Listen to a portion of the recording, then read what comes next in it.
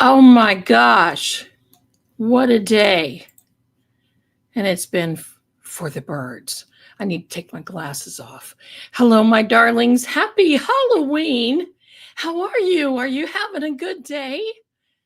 I'm having a great day. See, I told you guys would not guess. Now I have to put my glasses on because I have to see your wonderful comments. I'm going to show your comments.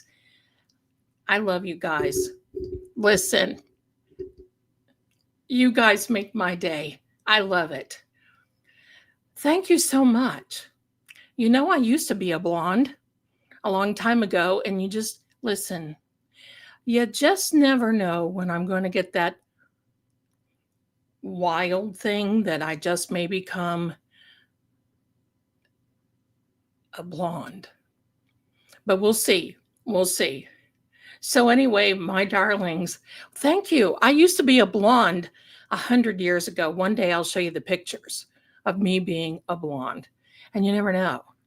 Yeah, Tippi Hedren is back. Remember when I told you about, oh, look, gosh, I can't get rid of them. They're all over the place. Hello, buddy.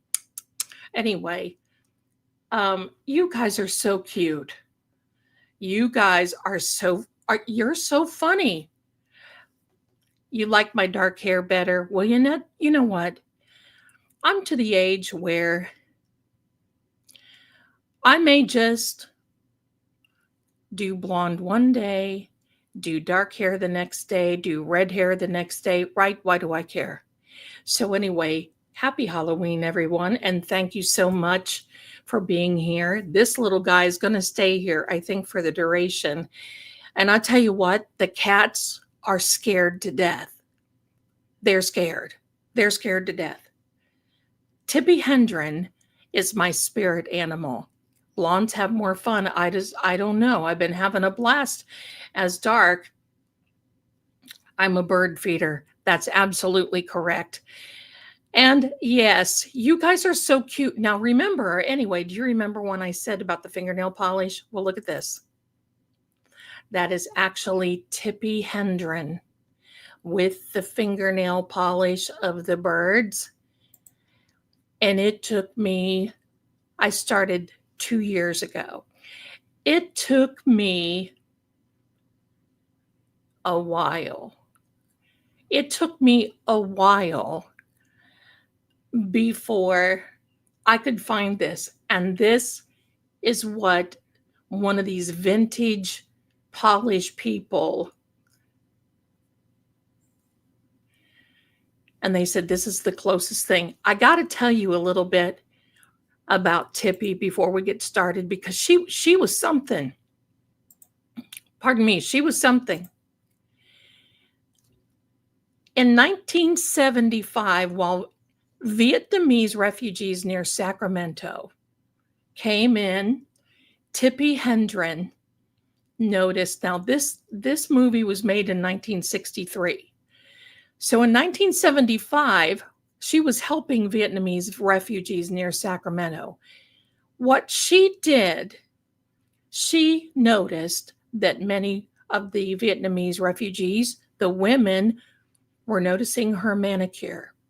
She flew in her manicurist and arranged free training for a group of about 20 women.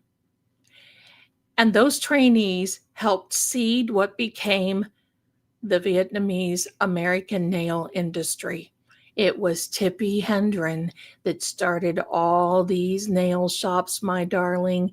And if you go to Southern California, if you walk into some of these shops, they call Tippi the godmother of the nail industry. How do you like that? So she's my spirit animal for sure. I love it.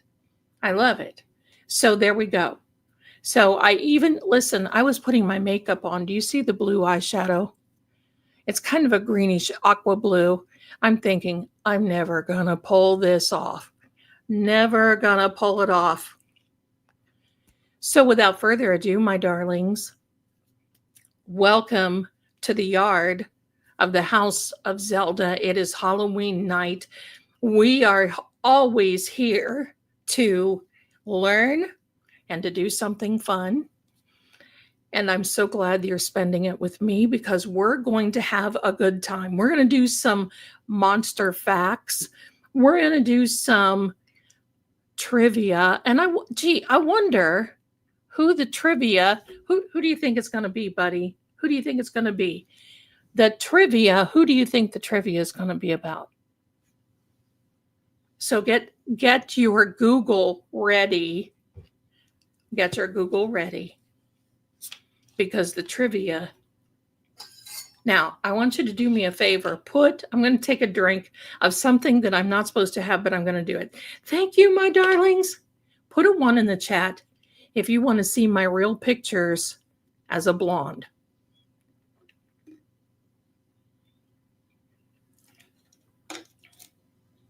Put a 1 in the chat. And I'll show you my pictures of when I was a blonde. I found them the other day because I wanted to show Attorney Nan. And it was, hello. We're going to have a lot of fun tonight.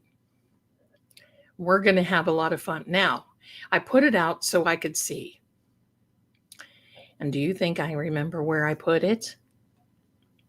I'll talk amongst yourselves, my darling, and we may go inside and light a little fire. But I hate to take the buddies inside, I hate to take them inside, but we just may have to. We just may have to. Wait, I think I know where I am. Did you ever do that? You ever just tell yourself, wait, as if you're not going to wait anyway? Wait. Hello. I should have had this done. Bad Zell, but this gives people an opportunity to come in. So that's good. So let me see. My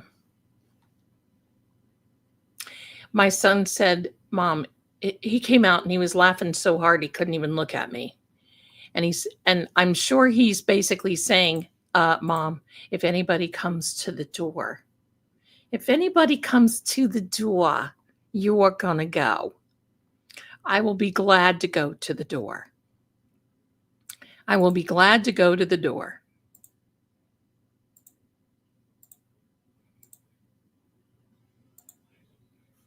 I think I found it. I had it buried. You know how you have buried? I had to buy some extra storage because I've been through 3T of storage, and because I always make all these backgrounds and intros and, all these little gadgets and goodies and everything else. Oh, no, I don't think I found it. Let me see. No.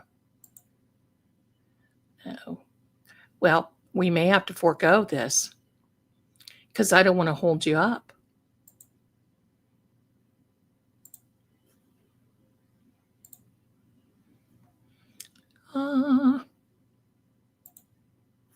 Maybe.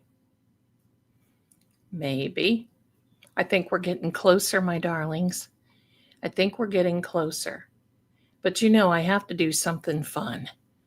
I was actually Tippi Hedren in another few years ago. And, but I had a green suit, and see, I can't wear the green because I have a green screen and that would look really weird. I would be like the head only, and that's what it would be. So it would not be very pretty. Oh my gosh, I cannot believe that I cannot find this after I put it out. Give me a second, my darlings. I promise I'll be with you. Give me a second. No, I'm finding everything but.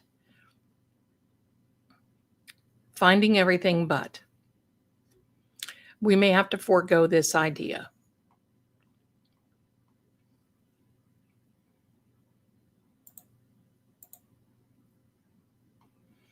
Well, I think we'll forego this idea. I'm not going to sit on here and look for this forever while you all are just sitting there talking amongst yourselves. Are you all going trick-or-treating? I hope so. I hope so. Have you already been? Do you have kids coming by? Well, I can't find it now, of all things. But this gives you an idea. Hello, my darlings. Hello, hello. Hello, D1111. Hello, everybody coming in. Thank you. No, it's not on my desktop. I cannot have a lot of things on my desktop because I use so much storage. It's literally pathetic of how much storage that I use. And it's like, but you know, when you're making these little movies and graphics and backgrounds and all of these little things, it takes up more storage than what you could even imagine. Even imagine. Because, you know, for all of my videos that I do, I make all the thumbnails, I make everything. I don't farm it out. I don't nothing. All right. Well, we'll just wait. I'll make sure that I have it. And then another time I will come in and I will show you. And then we will go from there. So there we go. So sorry about that. Was a false start, wasn't it? That was a false start. I have to have my glasses on. Sorry. Tippy at that time did not wear glasses, but thank you so much. You guys are encouraging me so much. I may just do a blonde thing. Oh, hold on. I need to send my bestie a link for this so she can come in. You guys are so cute. You guys are so, can you imagine if I rode around town like this? I would have to ask not bail money, but maybe sanatorium money where they just come and say, okay,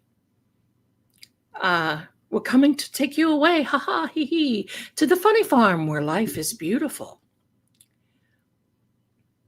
I've got to send this and then we will get going. Thank you guys. You guys are so cute and wonderful. Thank you so much. Thank you. Thank you. Let me see. I don't know how to send her the live on my phone because it doesn't show up. You would fit right in with Salem. I probably would one way or another. Thank you, Amy. Thank you. So green are you guys? You know, this was pretty much the easiest thing. Look, I even have one on my wrist. The cats are scared to death. They're looking at me like, I mean, it's just silent. They're looking at me like, Mom, get a grip. That's what they're looking like. Okay, I got it. Now we can get started. There we are, my darling. I'll quit hitting the microphone. So I got to hold my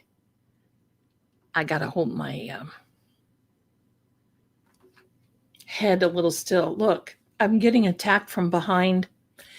My darling, I don't use iCloud because you can't put your deepest secrets on iCloud. Ask Proctor. But I don't want any of my stuff on a cloud. What? So when you think about it, yeah, the birds. Yes. For those of you who are coming in, go to the beginning and check out the intro. Now, my darling, we're going to have some trivia tonight on this movie, The Birds. So, and I have to take my glasses off for a moment so I stay in character and look like Tippi Hedren. She was so cute. She was adorable. Hold on. She still is. She looks fantastic. She looks terrific. that Tippi Hendren girl. All right. So now, I'll tell you what else, my darling. See, I've got to put everything on to see. No cats on the birds tonight. It scared them. They're over here looking at me like, do we attack or? Thank you, my darlings. Thank you. Okay, now we're going to have a giveaway tonight. And there we are. This is the giveaway. It is a 1-month subscription to Stream Beacon TV. Today, my darling, today was the finale of Paranormal Mysteries. I'll tell you what, you got to go and watch that. That is my favorite. We will have that giveaway a little later. I do have an announcement.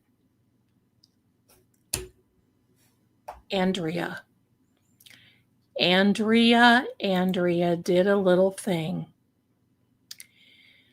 I got a little notification in my email today, but I got to do a little timeout here for you. And I got to tell you this, okay? The little timeout, the other night while I was live for Kelsey Fitzsimmons, we said we were going to order Zaxby's. Now, Zaxby's is a chicken place. It's like in the South. It's chicken strips and everything else. We ordered 2 drinks. It shows up with 1. And I'm like, oh, well, that's par for the course. These people, whatever. Now, the Dasher said nothing to me, puts it down, boom. I come in, and Ian says, oh, you can, Mom, you can have the drink. I've got plenty of drinks here. Chivalrous, my son.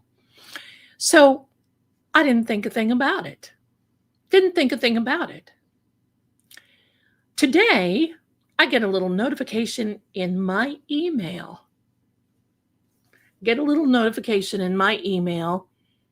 That I had a gift that had to be delivered. I go to the door and there is a huge box.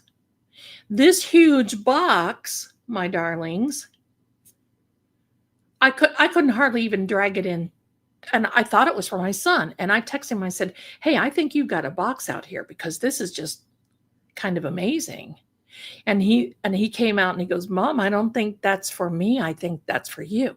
Well, I went outside and looked, and there is an empty Zaxby's cup with the lid strewn over here and the cup looking like it. So what that Dasher had done is drop one of our drinks and didn't say a word. Tisk, tisk. Now, to me, that's character and integrity to send me a message and say, I'm sorry, I dropped your drink. You have a couple of choices. You can either contact DoorDash and they'll give you a little refund, or since I did it and it's my fault, I'll dash on down there and get you another one because it's not very far. I love Sonics, by the way. And no, had to wait for me to see this drink floating on my sidewalk. Well, Zaxby's don't really do anything about it. I mean, it's a DoorDash thing, so I let DoorDash know about it. They gave me a little refund, said they were sorry, but I said, something, when you order something and you think that you're going to get it, and your mouth gets ready for everything and you're getting ready for all of it, and the reality is it shows up and it's like, how many times have I done that where I think, oh gosh, I'm going to get some coleslaw. That sounds so good. And I'm going to get some, blah, blah, blah.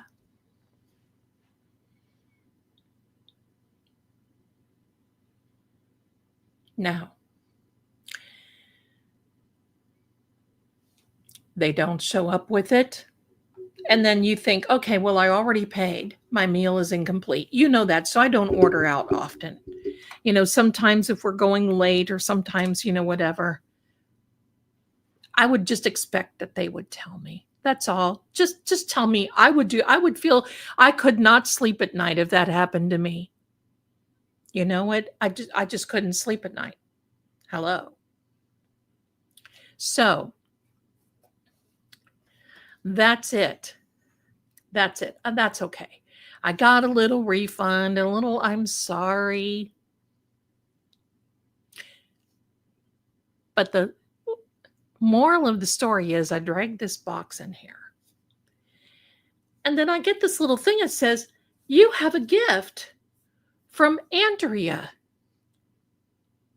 And the gift is Andrea, the blessing of the century, because I put a little carpet cleaner in my wish list to manifest. I didn't expect anybody to buy one. She bought it and it was delivered today.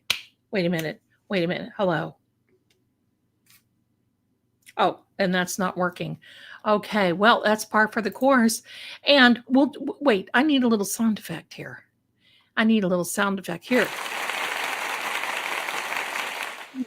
Here. Thank you. That was so nice. So guess what I'm going to do? And thank you, my darling, if you are watching, because guess what I'm going to be doing? Because we've been live now 3 nights in a row. Tomorrow night, we're going to be live. And then Sunday, there she is. There she is, my darling. I knew it was you. Bless you. Big hugs. I about knocked my bird. Listen, I about knocked my bird off. Big bless you. Thank you so much. That is such a blessing to my household. And it has attachments. So I can get down into the nooks and crannies. Because sometimes we have accidents around here. You got animals, sometimes you just have an accident. And sometimes they're getting older, you know. So thank you so much. And I just thought of something. I could go to Canton and flip everybody the bird. Wouldn't that be great? Would that not be great? I could flip them. Here, Jen. Here, Jen, I'm flipping you the bird. I think these wings are coming off my big bird. And if they come off, well, we'll have to wing it. Oh God, the bad jokes are coming. So anyway, my darling, what a huge blessing. So it is Halloween. We have thought about this day for a long time. I'm going to miss this day. At 3:45 p.m. this afternoon, Eastern American time, New York time, the Mummy, not the original, but the Mummy was on with my favorite, Peter Cushing. And I forgot to record it because I got busy. I was working today. So there we are. So the mummy and the werewolf are my favorite. They're my favorite, and Lord Gregor, if you are watching, my darling, now you do not fit into the vampire realm that I love. Okay? You are the vampire realm that I love. You don't fit into those guys with fangs because I don't love them too much. And just so you know, we're working on this, but this is a big energy night. And so I wanted to save a few little things for going into November. So we're still going to be celebrating.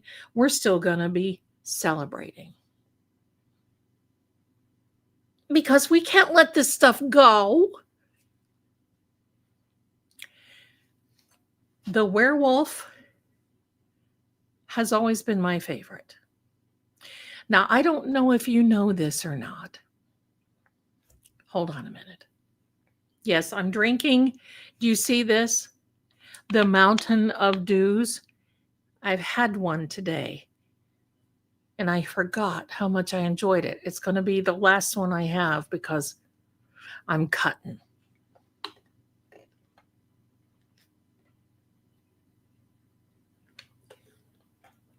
There we go. Thank you so much. You guys are so kind and you're so adorable. You never know. I might do a blonde. I also really adore being a redhead. You know, that deep auburn, cool red.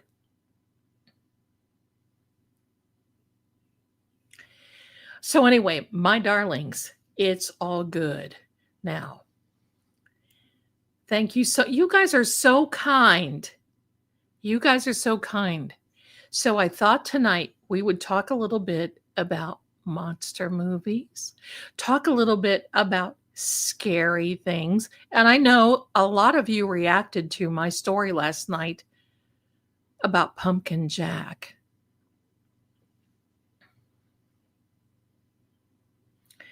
You guys, I did not know. That was such a short story, and I did not know that this would be a favorite of yours.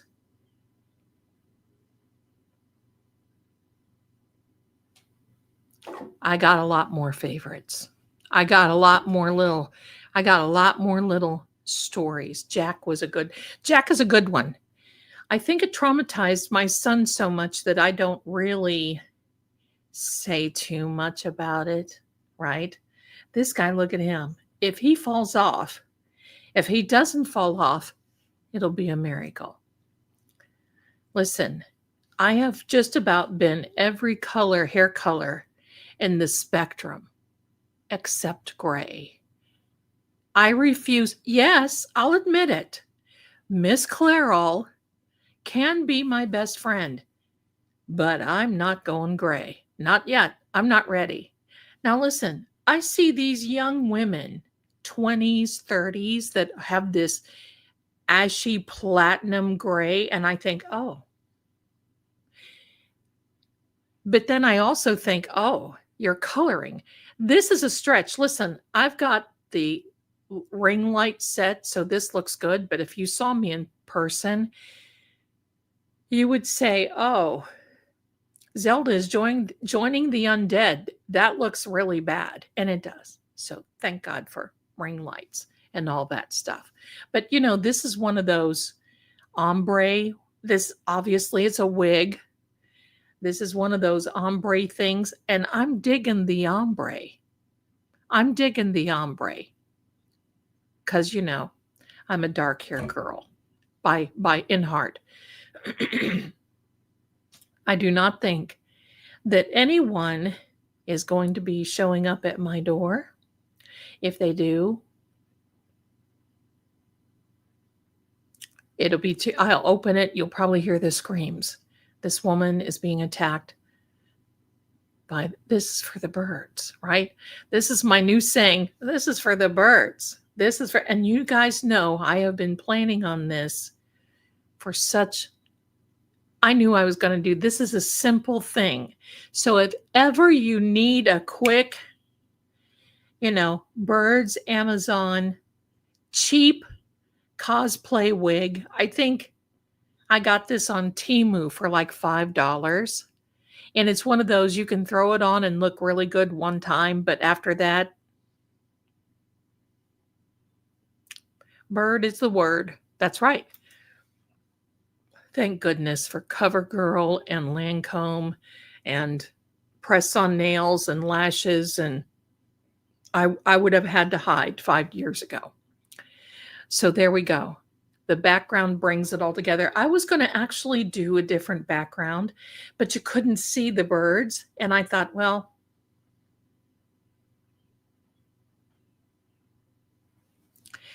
so my darlings, kids don't know the birds. No, they don't. It's iconic. The moment that I first saw the birds, I thought, oh, not is she somebody that I want to be, but who, pray tell, is this Rod Taylor? Yeah, Rod Taylor. He also played in The Time Machine. When I found that out, Rod, well, you and I are now on a first name basis. Can I ask you this? Why did the actors even I'll count the 30s because there were some, yeah, I know, but especially the 40s, 50s, 60s, and 70s, why were they just so hunky? And now we have actors that are like,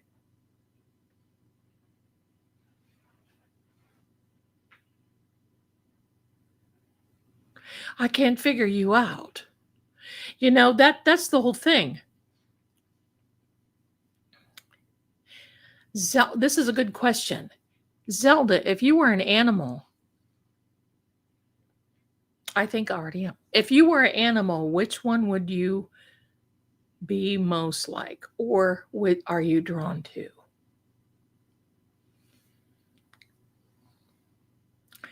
I might have to think about that one because I wouldn't want to be a cat. Shh, don't tell them. I don't know. Maybe something big and ferocious. I don't know. That is a great question. Oh my goodness, yes. Jules, hello. Rod Taylor was an Aussie and still is, I guess. Hello. Rod Taylor. I'm a huge Humphrey Bogart fan, but he was 147 pounds, soaking wet, and 5'7" or 8. He was a slight man. Zelda being all 5'10" and built like, probably would have broken him in half the first week. That's not the kind of man that I should be with. But that's that intellectual. You will see when we have that with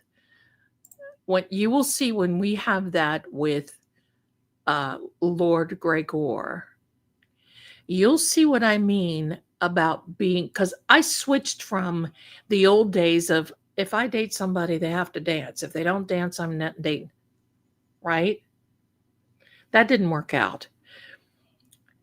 Then, thank you, my darling Louise. Thanks for being here. But then I just kind of kept transforming. And now it is this intellectual thing. Greg Braden. It's the intellectual thing.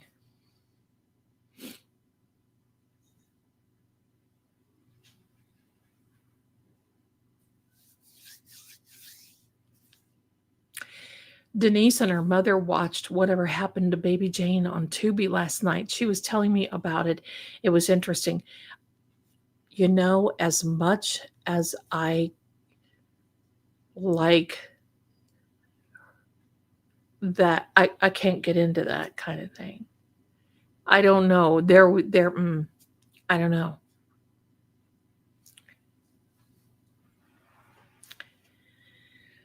I liked her in The Letter. When she came out in the first scene, listen, they don't make movies like they used to. But give me Lord of the Rings and The Hobbit and all that any day. And you know.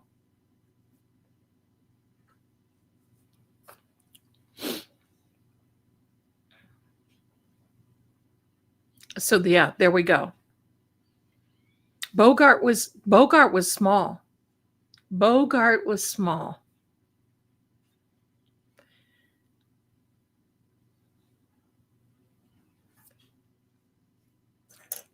Cary Grant.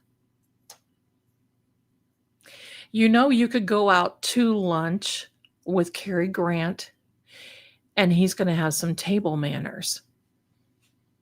Table manners in my book are a thing. You literally better, if you go out to eat with me, you better put it together. You better, because the moment that I see you taking a big bite of gravy and everything else, and then you take a drink and your drink glass looks messed up because you haven't wiped your mouth, it's over with me. And you need to wash your hands when you go to the bathroom. I'm going to tell you this. One time this man came over to see me and he brought his son. Okay, wanted to have his son. We were in the beginning stages of dating. Nothing serious, nothing. He has to use the restroom. Okay. So he goes in there and he's in there for more than a long time. And I'm thinking, and his son and I are kind of like, okay, your dad's in my bathroom. What the heck is going on? And I didn't have anything in my drawers. I didn't have a medicine cabinet, so there couldn't be anything else. He exits. This right here, this is a good Halloween story because this was frightening. He exits the bathroom looking at his son, and he's still pulling up his pants and zipping up his zipper, which means he has not washed his hands. And looks at his son and says, "When was the last time we had corn?" Now, you know what that means. Now, I can laugh now because it's kind of funny. At the time, I'm thinking, oh, no, you did not even say that.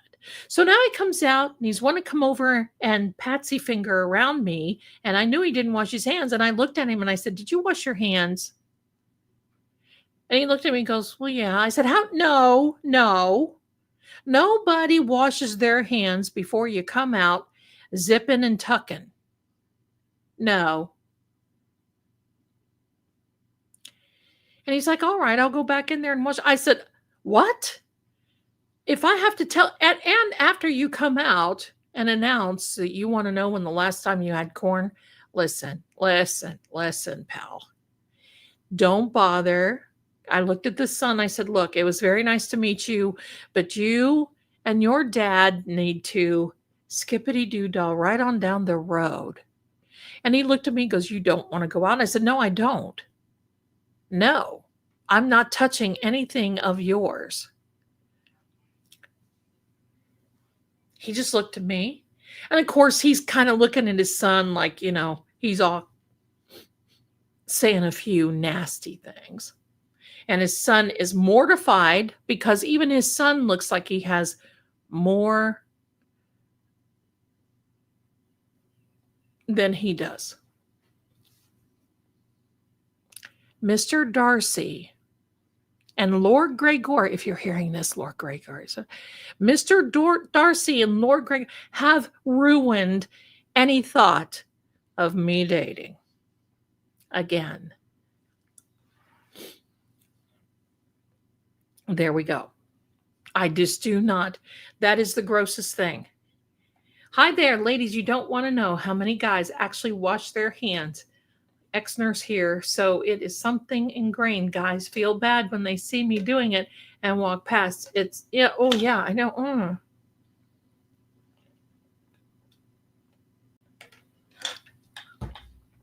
Oh, the horror stories on Halloween, right? I bet I wash my hands 20, 25 times a day. Every time I'm doing something. But if I'm doing video readings for clients, I will go in and wash my hands in between. If it doesn't make any difference. Sometimes I'll be just sitting here, clickety click on the keyboard and phone and everything else. I'll just get up and go wash my hands. I never had any nasty stuff when that all came around. You know why? Because you know what? Here's something that people forget. Don't forget that, if you have these little wipes and you wipe your phone. Because your phone harbors a lot of crap. It harbors a lot of bacteria. And take your things off. Take them off and clean them. Clean your keyboards. I know I'm not really one you can take serious right now because I have birds attached to my head. How we got on that, I don't know. But now I'm going to be thrilled. I am thrilled because I can clean these carpets. The one that I had that I was in the middle after 8 years, and I make my own carpet cleaning thing. I smelled the belt start going. That Bernie smell. And I thought, well, and that lingers. So there we go. There we go. I always want, and especially if I'm in the kitchen. If I'm cooking, before I start cooking, I wash my hands. During the process, I wash my hands. Because sometimes, if you're making dough and you're, blah, blah, blah. Hi, my darling. Oh my goodness. Thank you so much. Thank you. Thank you. You guys are so cute. I love this. So what do you think? Okay, I'm going to do this first. Madeline, yay, you look so awesome. You're so cute. Thank you. You are so cool, Lady Zelda. Thank you. I strive to be cool. Seriously. Ask my son. So happy to be spending Halloween with you and this lovable chat. Yeah, and especially now that we're talking about washing hands and corn, right? Thank you so much for your generosity, my darling. And look at this. Our KS Granny 4 is here with the super sticker. Thank you so much for thinking of us. Thank you. Thank you. Disney. Lady Zelda, love your costume. Happy Halloween. And a member for 3 months. And thank you so much. So glad that you're here. Amy Lala, a member for 1 month. Thank you, my darling, for being here. Let me see. Oh, we got one more. Patty. Patty's next chapter. I love that. Member for 6 months. Bravo. Best costume ever. Zelda, you guys are so generous. I bet you say that to all the girls with all the birds in their hair. So thank you so much. Zelda's blonde twin. Yeah. I just thought, can I pull this off? Yeah. Yeah. It's not permanent. Yeah. But you just listen, you never know, because I may show up with a couple of wigs or two. Hey, why not live? Why not live? That's how I feel. You just never know how I'm going to show up these days, my darlings. You just never know. My son, because I went through this time where I was kind of stressed and I lost a lot of my hair. And my son said, Mom, you need to buy some wigs. And I was toughing it out because I thought, oh, well, whatever. And I would go to work. And I noticed that men especially notice your hair. And I had my head down doing this.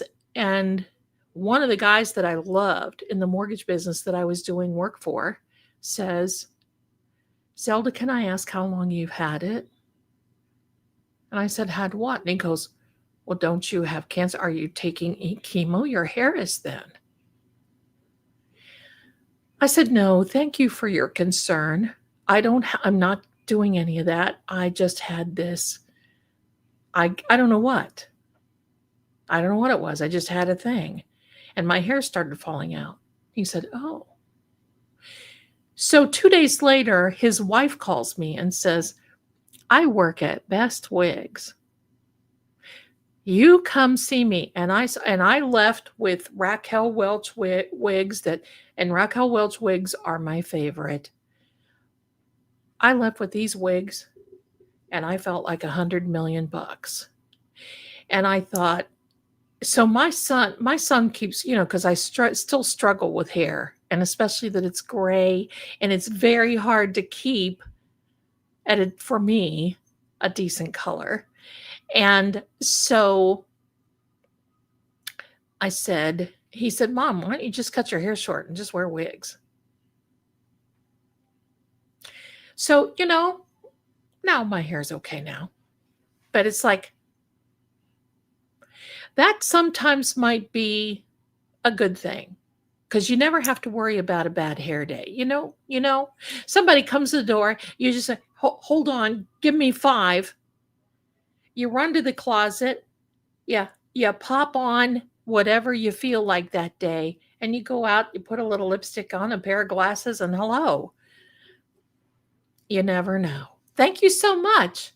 Thank you so much. You guys are so wonderful. Okay, so we're going to do this. We're going to play a little game. We're going to do this. It's Halloween. We're sitting here talking about hair and corn. Zelda. Look at this. Do you ladies and gentlemen, do you remember this color eyeshadow? From the 60s? I think it should have been banned. It should have been illegal. Look at this. It's okay. It's okay. But it's for Tippy. It's for Tippy. I actually had a picture of her and she did her makeup. She chiseled that little nose. She had very small features and very little hands. So there you go. And call 5 people. There you go.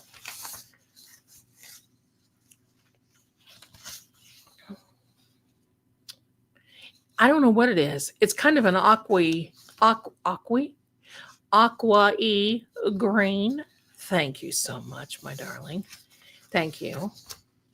Thank you. Okay, let's have some fun. And then we're going to talk about, first of all, I'm going to tell you the scary movie that scared. Hello, buddy. Look at this. I can't. The scary movie. Here, this is for Canton. Flip. I just flipped them the bird. Flip. All right. And not for everyone in Canton. I'm talking about the Bad Actors Guild.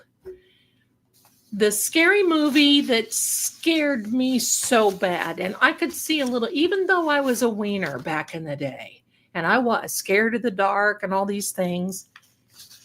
Happy Halloween, my darlings. Do you have 3 Raquel Welch wigs? They are the best. They are the best. They're a little pricey.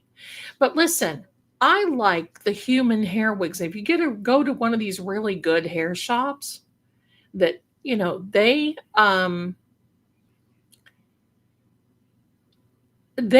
pretty good quality. They're not the yak thing. They're pretty good. They're human stuff. You never know. I have a good payday. Skippity doo dah. You all will know it. I'll come in and say, look at me. Hello. Look at me. I want to tell you this. The scary movie for Halloween. I've got to get back in the scary mood. You can tell I miss you guys because I just love talking to you and I can't stop looking at the chat. I get so distracted. Somebody asked me, do you have ADHD? And I said, no, I have a chat. And that just distracts me because I love to see what you guys are saying. So, yes, pay top dollar for the good one. It lasts. Absolutely. That is the truth. Yes. I have many Raquel wigs, and altogether with others, I own 200 plus wigs. You are my spirit animal, my darling. All right.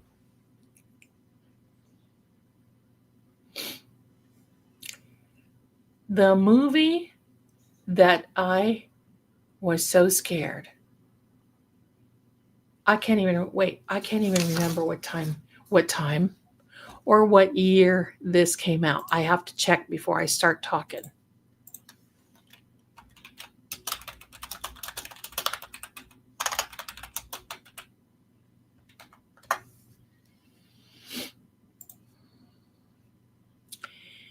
October of 1968. October 1968. Night of the Living Dead.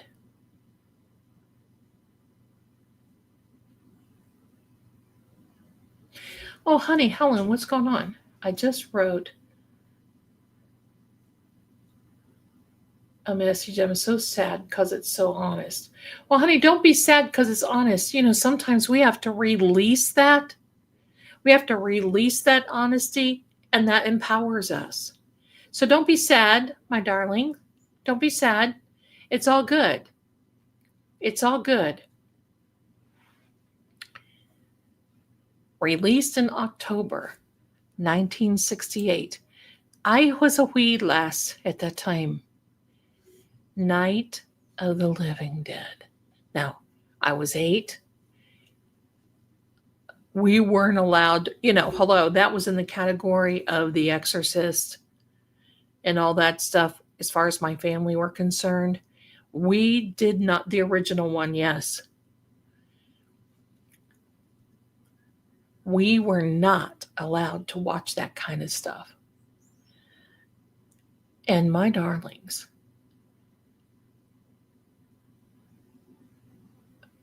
when I saw that, I was about 16 years old. And the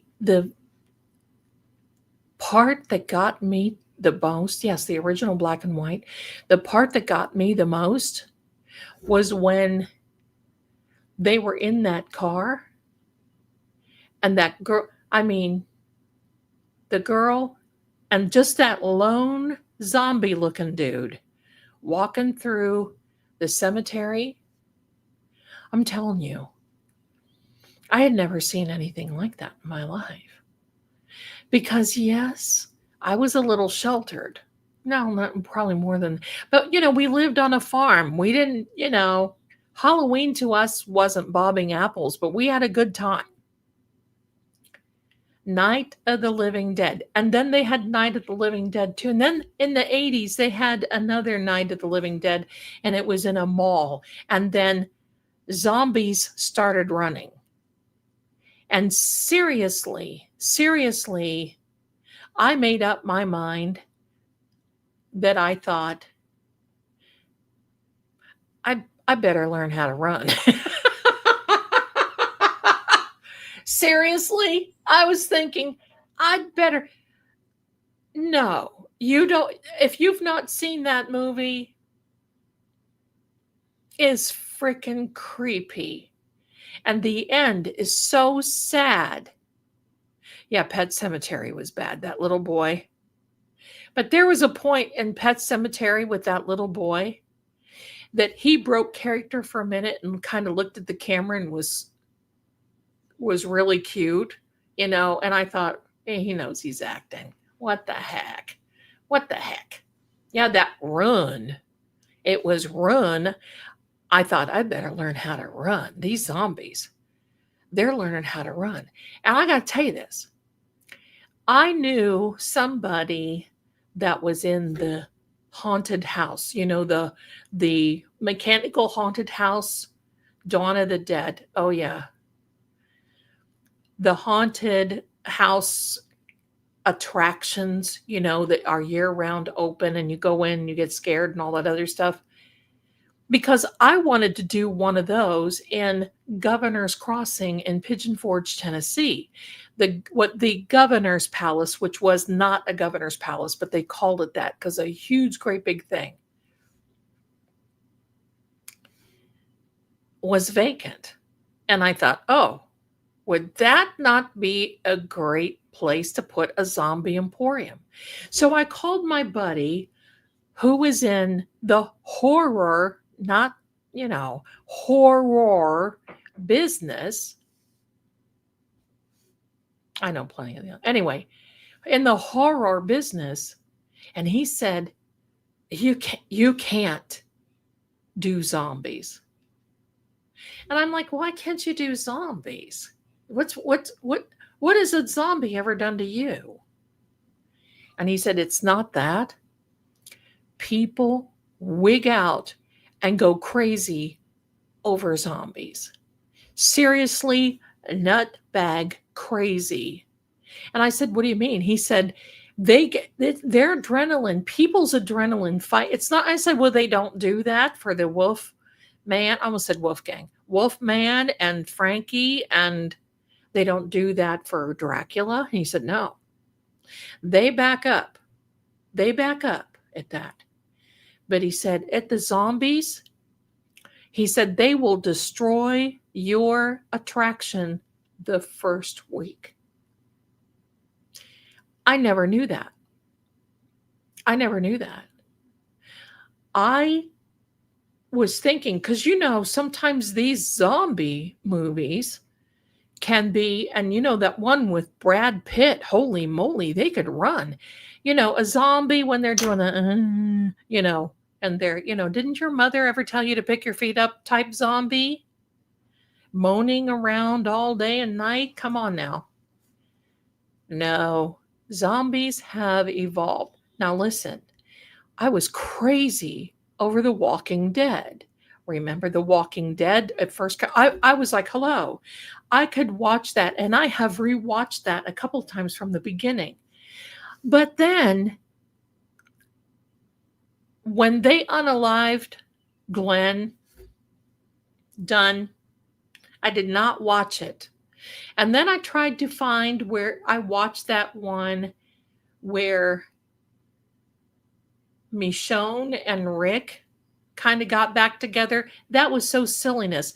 And Walking Dead went from we have to band together and we have to fight zombies to we have to fight these crazy people.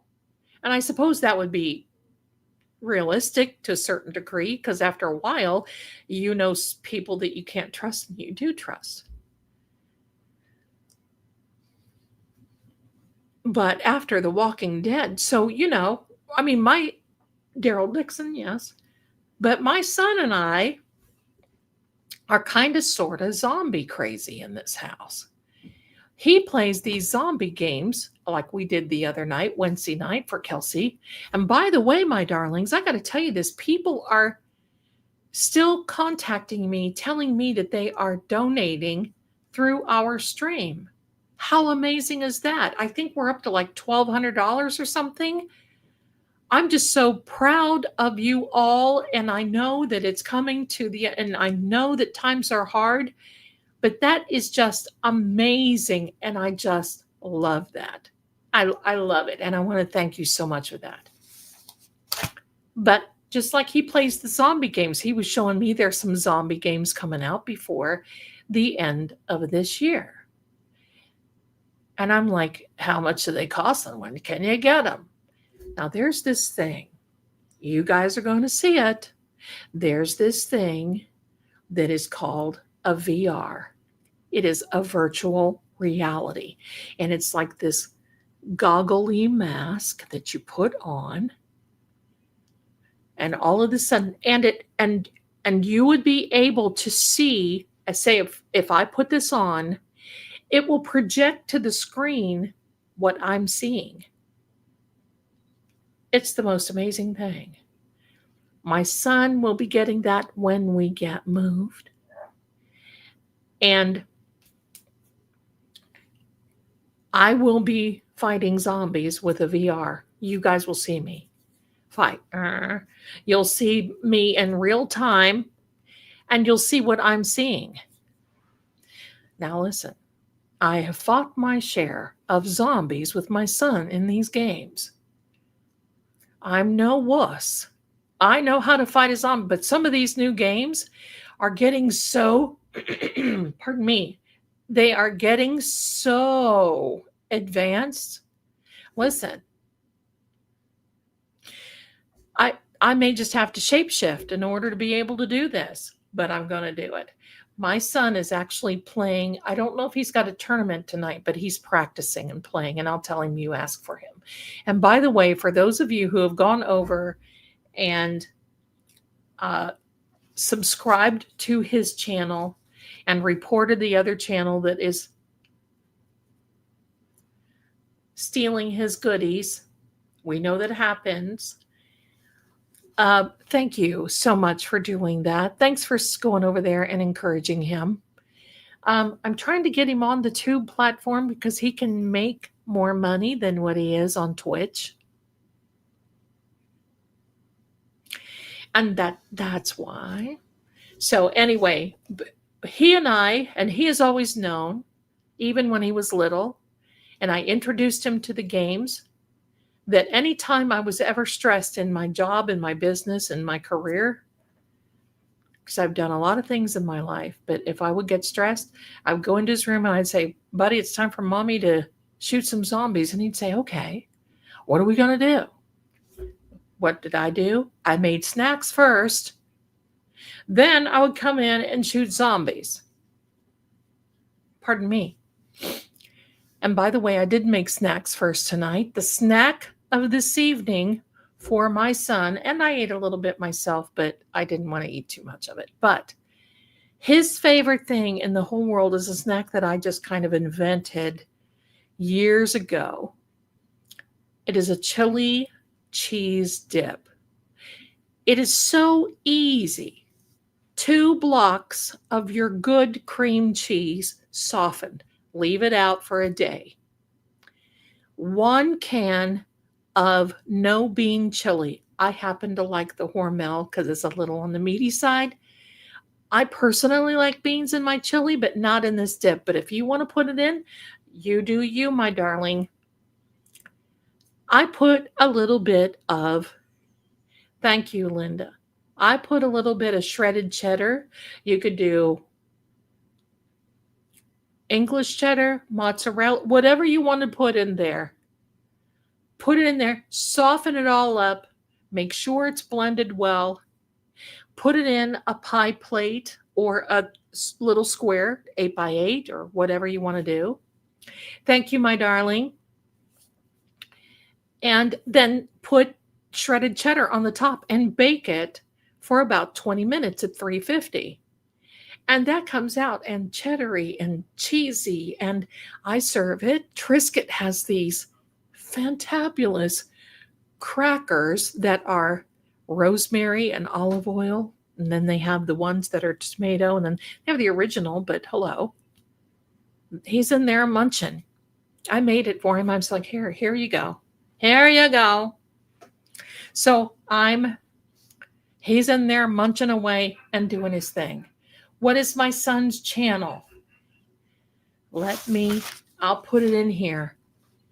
Your grifting psychic has now turned into the Grifting Sons channel. Give me a second. I'll find it for you because there are 2 channels and one is a fake channel. And many of you have reported it and helped us report it. But you know how those things are. Sometimes they take it down. Sometimes they don't take it down. And if they don't take it down, then he's going to be making. Oh, no, they didn't take it down yet. He's going to be making a little thing, a little video that says, hey, this is not my channel. He stole my art. So anyway, so here is, I'm going to put this in. Thank you so much. Many of you have reported it. And thank you so much. But it doesn't make any difference. They used to do that to Mrs. Marie and I on the Talkie Tick, and especially on the Book of Faces, Dear Jumpin' Jollies. I would make all of this stuff, and then they would go in and steal my picture, steal my name. They would do Psychic Zelda Kelly, but they would misspell it. And then they would start hunting people down and sending them a DM and blah, blah, blah.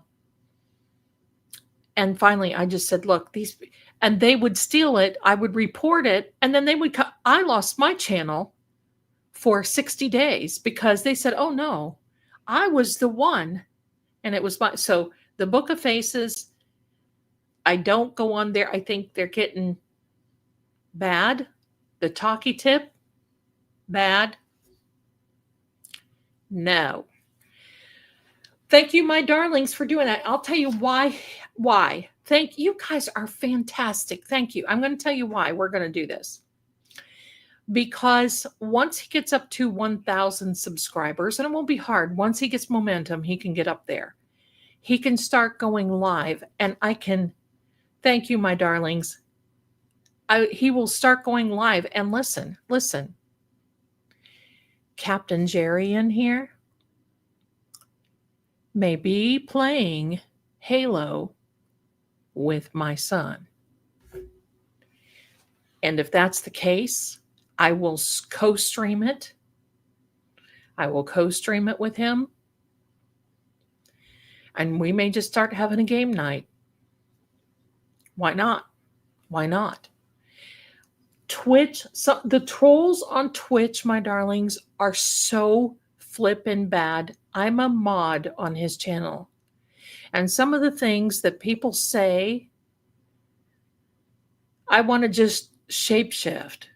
Think of, I call it Twix. It is a cross between X and Twitter. So Twix, think about how nasty, ugly, mean, and foul they get on Twix. Amplify that by 100.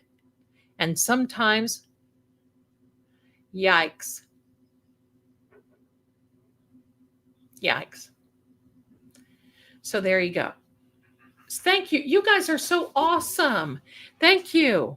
Thank you. Thank you.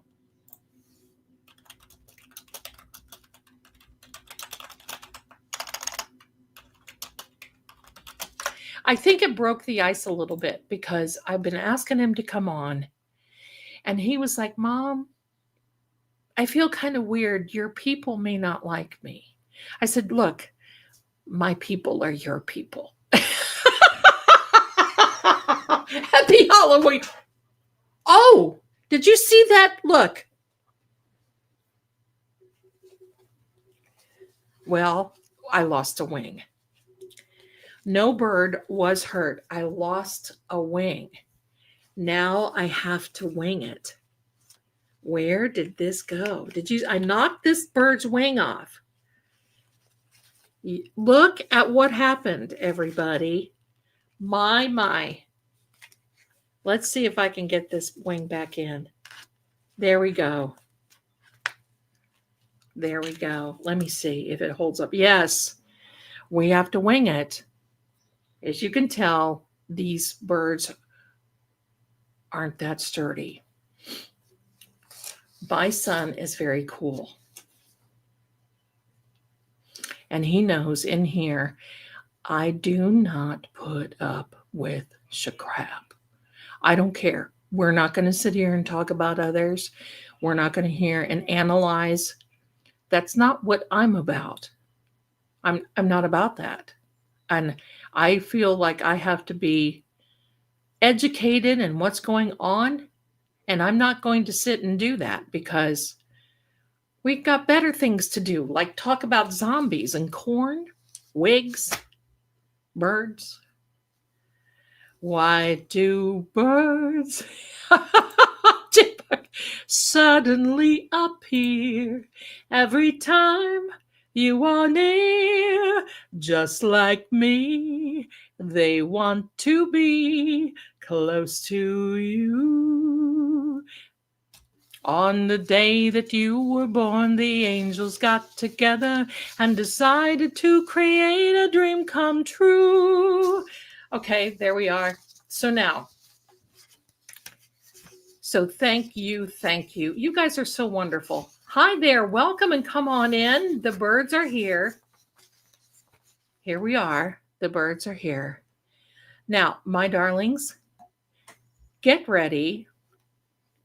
We'll talk about some more. Well, thank you so much. We're going to talk about some more. I know you little stinkers.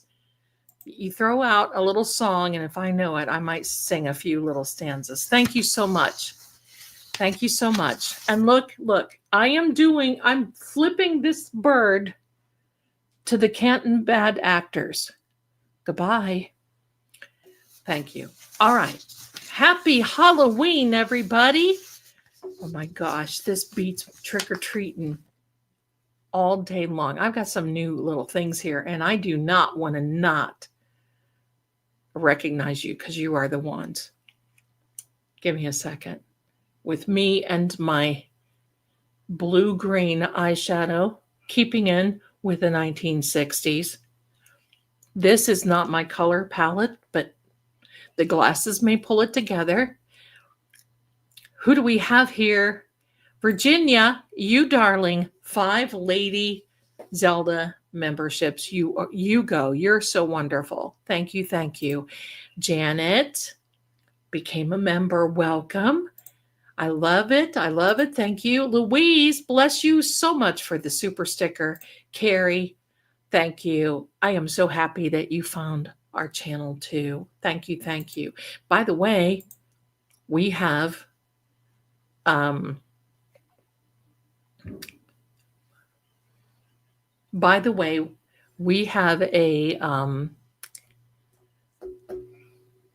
True Oracle in the house. We always collaborate with True Oracle, just so you know. And that's our sister channel. That channel is growing and almost,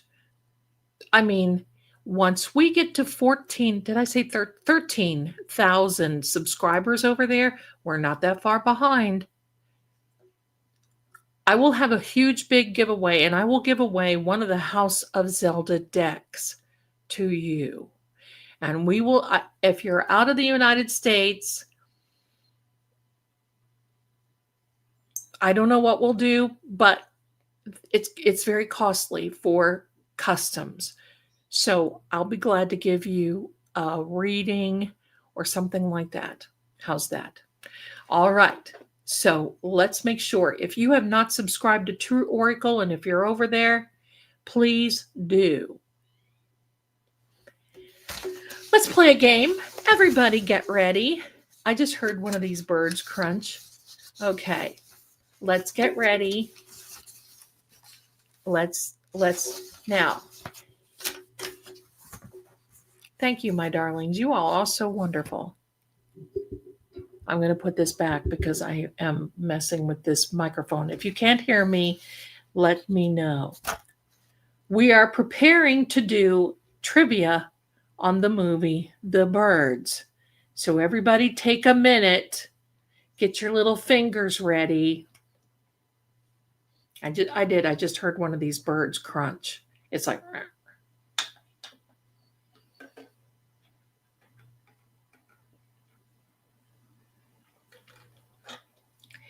D. Burns, thank you so much, my darling. And let me do this for you. I'm going to take one moment. I know, how can you take me seriously when I've got birds atop my head? Atop of me head, I have a few birds. Right there in the corner of the opposite of the grifting QR code that I have, you will see that is I'm sorry, give me a second. You will see that is a Diane. Hold on.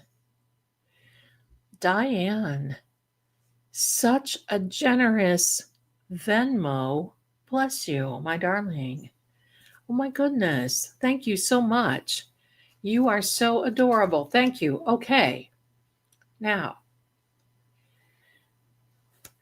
grifting one side, the psychic shop the other. The psychic shop is where the little duck for StreamYard is in the middle. It will take you immediately, zippity-doo-dah, right over to the psychic shop. And there, thank you, my darling. You are the cat's meow. Thank you. It will take you right over there, and there you will find, among other goodies, There is a cartomancy book that I've written, a tarot book that I've written, and they have all. So when you see me read, that's the same, those are the same meanings, and so on and so on and so on. It has a hidden, for the hidden bicycle deck. I don't sell the deck because, quite frankly, I'm just going to tell you, by the time I would buy it and then mark it up to sell it to you and then send it out, it would cost you probably double or triple, because sending out a deck of cards right now for me is about $8 to $9, depend upon where you are. And it can be very costly for you. Get them from Amazon. It's called the Bicycle Hidden, HIDDEN deck. There is a companion. There's a companion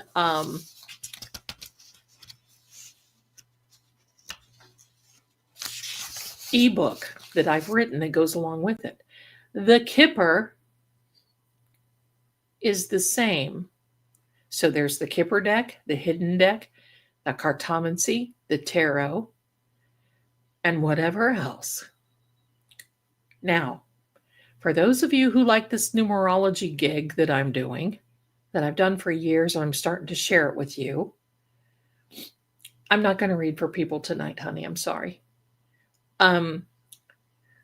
If you like that, I'm tweaking that, because that is a system that you just can't really read at one time. You're going to have to literally think. And I'm not being nasty. What I'm saying is, you gotta you gotta take the time and think it through. You gotta just make sure and it'll be a manual in which you can, when you do it, you can reference. This is what this means. This is what this means. This is what this means. And da-da-da-da. And by the way, I don't know if you noticed this or did not notice this today, but someone is on the Twix sharing group texts in which one Jennifer McCabe was involved with. Juicy. Not only that, they have the Judge Krupp, I believe is who it is, preserved the documents the feds had for the Karen Reed trial that had all the Proctor stuff in it. Instead of destroying them like the feds were supposed to yesterday or today, what that means, preserving, is it goes back to the feds. And then it may be up, I'm not a lawyer now, it may be up to whomever wants to go get them. But I got to tell you. Now, I don't know if these are true, but they're juicy. They're on the Twix.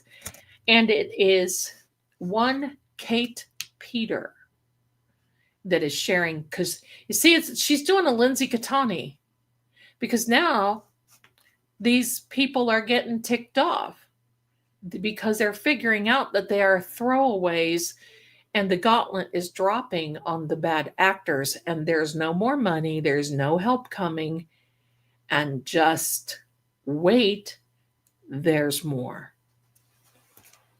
There's more coming. The Karen Reed story is a story that never ends. Karen going to need 3 movies. Seriously. Yeah. She's being a Lindsay. Kate Peter is being a Lindsay. She's starting to share the goods. No more teeth. No more. And then, no more teeth. No more. Some of these messages to Kate from Jen. Now, I don't know if they're real. I mean, I don't know if you can fact check them or not. Maybe. But they were like, look, Kate, if you want new teeth, you're going to start a ruckus and you're going to put something out there on Twix about Karen Reed. And you're going to be doing this and you're going to be doing that. Holy moly. With a friend like that, who needs an enemy? Wow. Yeah. Yeah.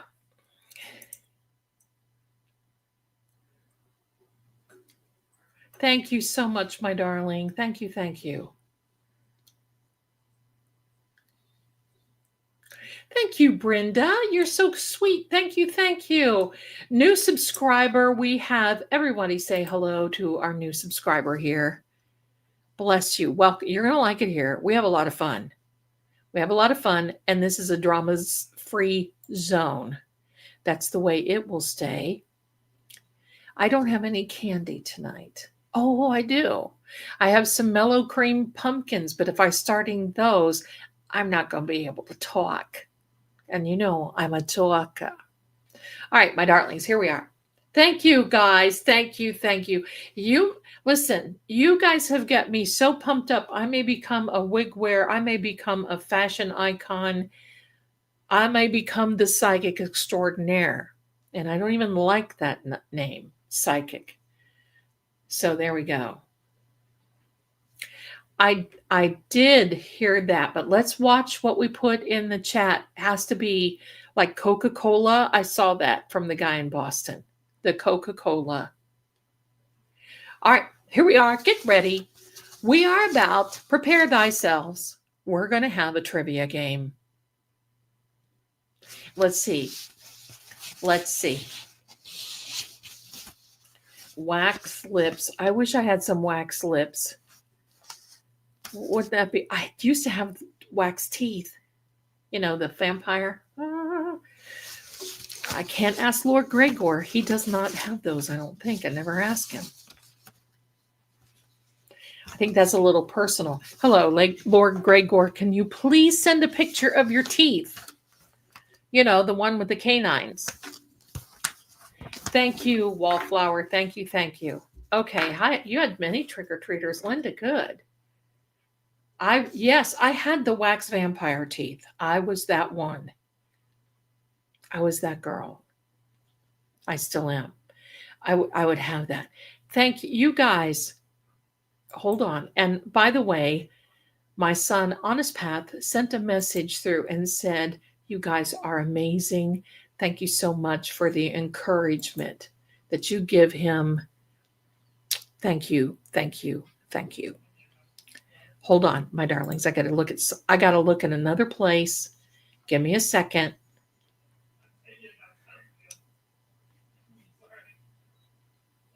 I just got to do it. So take a minute.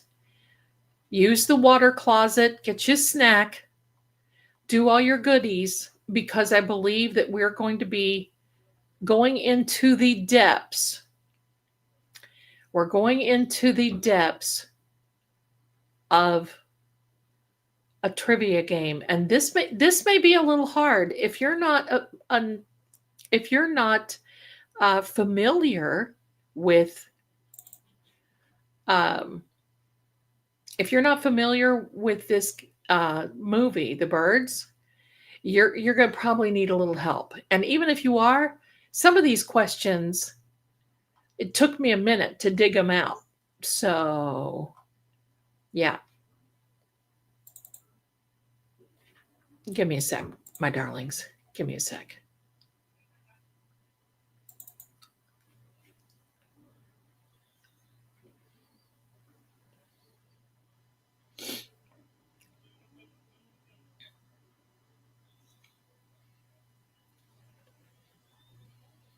See, here's the gig.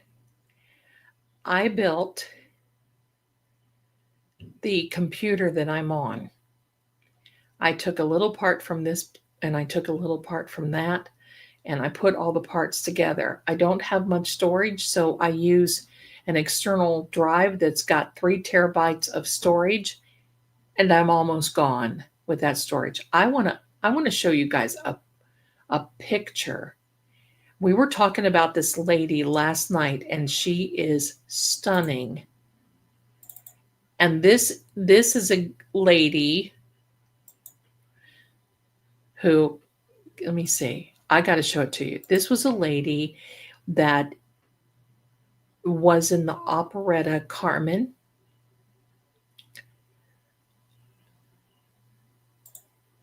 And in the operetta Carmen, she played a gypsy. And let me get that for you because you're going to love it. She is a very familiar actress, and one of you said last night that she was your favorite. Here we are. Check her out. My darlings, that is Rita Hayworth. That is Rita Hayworth. Isn't she adorable?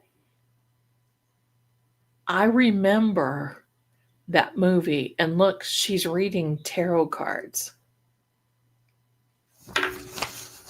There. Oh, yes, it was you, green-eyed. Yes, yes, yes. Isn't she gorgeous? And I tried to think the other day of the tarot cards that she had laid out there. There's a 3 of Swords, 2 of Swords, 4 of Swords. Well, who is she reading for? She's stunning. Look, now you know why I always wanted to be a gypsy.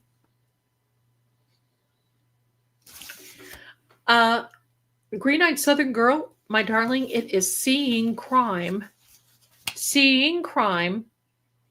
at gmail.com. Here we go. Let's get ready. Let's get ready. She is very beautiful.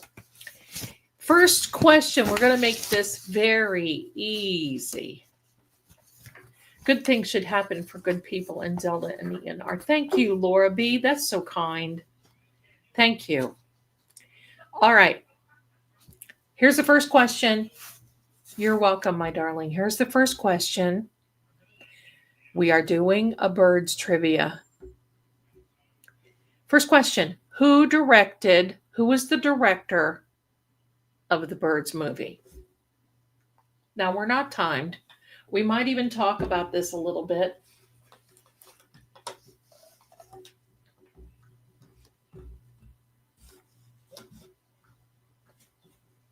I'm seeing some answers. Oh, I'm sorry, I made a noise. Because I'm doing the do.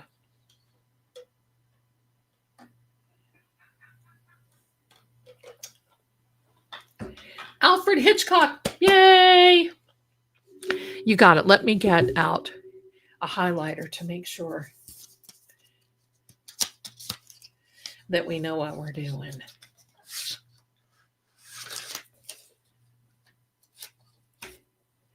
And there's a new Charlie Kirk video out today on True Oracle, my darlings. If you want to see that, that bothered me.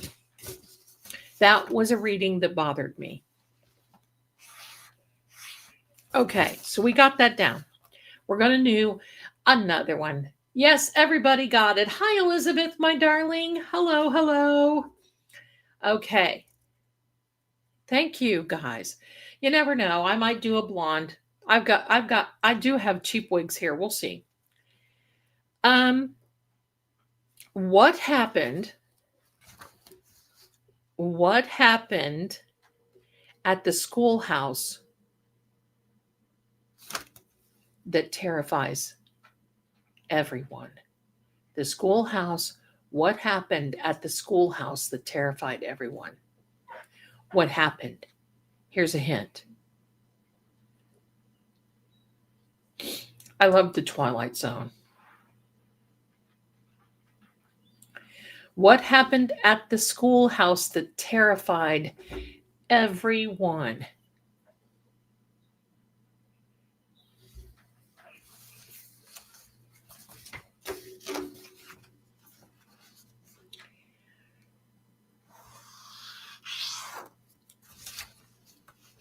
The flock of birds attacked the children. The birds attacked the children. Oh, yes. Thank you, my darling green-eyed. Thank you, thank you. It was a bird attack. That was scary. What household pet does Melanie, who is Tippi Hedren, what household pet does Melanie bring to Bodega Bay? What household pet does Melanie bring to Bodega Bay. Keep going, my darlings. You guys are so funny. I love it. Keep going. Oh, this is getting good. This is getting good.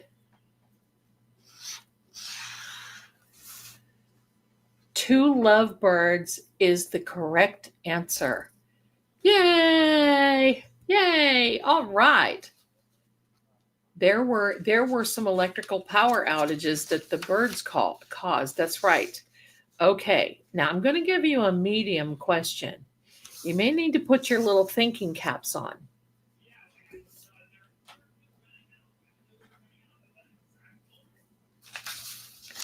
And to me, they're hard, but it took me some digging.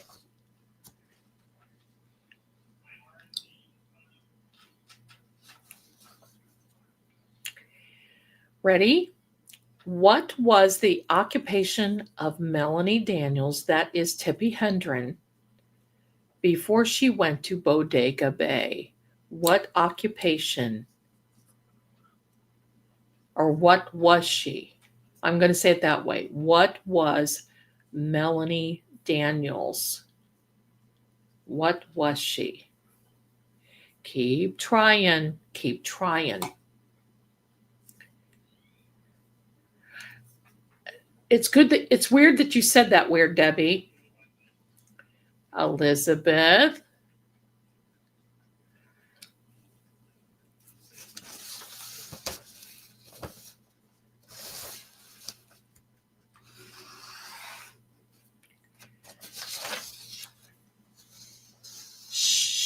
Of course you guys can cheat.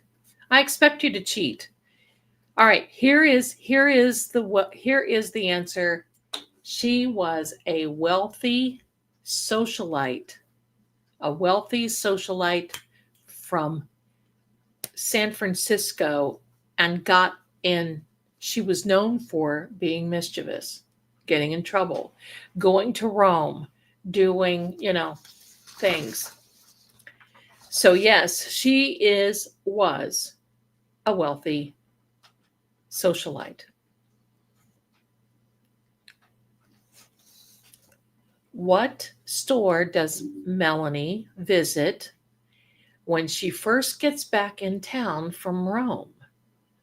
What was the store that she visited? What was the store that she visited? There's Maeve. Hello, my darling. McDonald's? Possibly. Hold on. I've got things flying all over. Okay. Walmart? Seems reasonable. She was not a reporter. Her dad he was a partner in owning a newspaper. Because, back then, the newspaper was the thing, right? Melanie Daniels went to a pet shop. She went to the pet shop. That's where the Dollar Tree. That's the first place I would go. But, Okay, my darlings.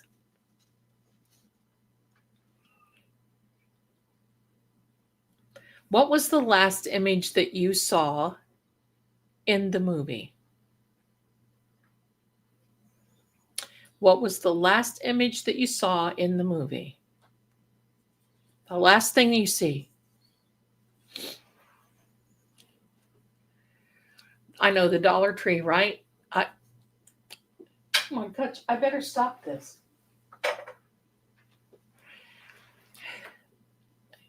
The last image that you see.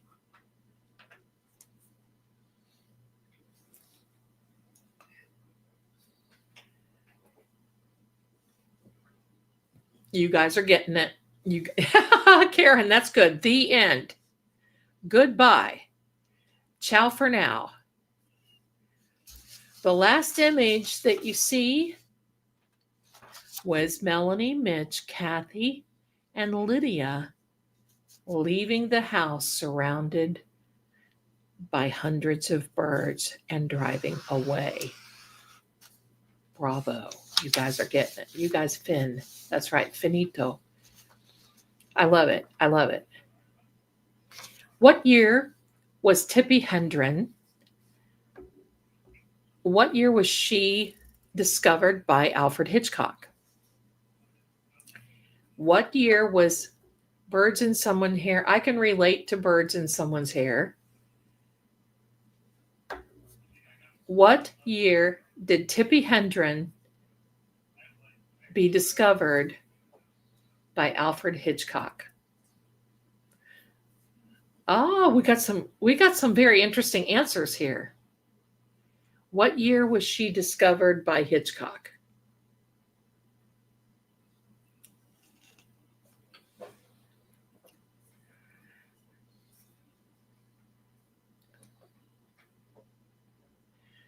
You guys go. I love it. Keep going. You guys are right. Texas Stardust. She got it right, and then some. In 1961, Alfred Hitchcock saw Tippi Hedren on TV. She was a model. She was on TV, and she was on a commercial, and he chased her. And why did he chase her? I'm going to tell you. 1961 is the answer to that, my darlings. Why did I'm going to tell you this answer. The reason that Alfred Hitchcock chased Tippi Hedren was because the days of Grace Kelly got married and she moved away to Monaco. Kim Novak, who was in Vertigo, was now no longer a Hitchcock girl because Hitchcock loved blondes. He loved them yellow-haired girls. So there you go, Charlie. I love it. So he was in search of the new Hitchcock girl. And he was so hard on Tippi Hedren that she basically said no more. She wasn't cast in too many things other than the birds. I mean, she was always, around, and she did a few things, but that the birds made her. I loved her, and I loved Kim Novak and Bell Book and Candle myself. Jimmy Stewart, did you not love Rear Window? Hello. And hello there, buddy. Flipping the Bird to Canton's Bad Actors. Whoop, whoop. There you are. That whole Hollywood world seemed it. Back then, I don't know. Rear Window is. I love the birds, but Rear Window is one of my. I think, and I'll tell you the other one that I love with Jimmy Stewart is Rope. You don't see that much. And let me tell you about the movie, Alfred Hitchcock's Rope. It was shot in very short sequences. And there was only like one room that it was shot in, and maybe in a little bit another. Shot meaning movie. You could always tell when they would change film because they would come in, the camera would come in close, like on the box in the living room, or Jimmy Stewart's back, and then it would pan out. So it would pan in and pan out. And if you ever watch that again, you'll know when they're changing film. It's fascinating how they did that. But that the lighting and the directing were so amazing in those movies. Whatever happened to Harry wasn't my bag. I didn't care for that one. But Rope, the birds. But I got to tell you, the man that knew too much with Doris Day when she was in there singing with it, what the London orchestra or something when she was singing in there and, whatever.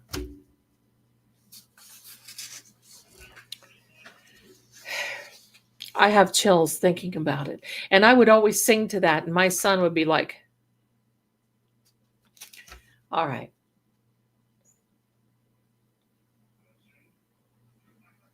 That's interesting. Love Mr. Smith Goes to Washington, but not. Yes. I love that too. I love that too. Thunderhorse, thanks for being here, my darling. Good night, honey. You be well. Hope you enjoyed your Halloween. Thanks for spending a little bit of time with us. Loved it. Love it. Oh, The Trouble with Harry was great scenery. You're right. Pillow talk, yes. All right, let's keep going. Let's keep going.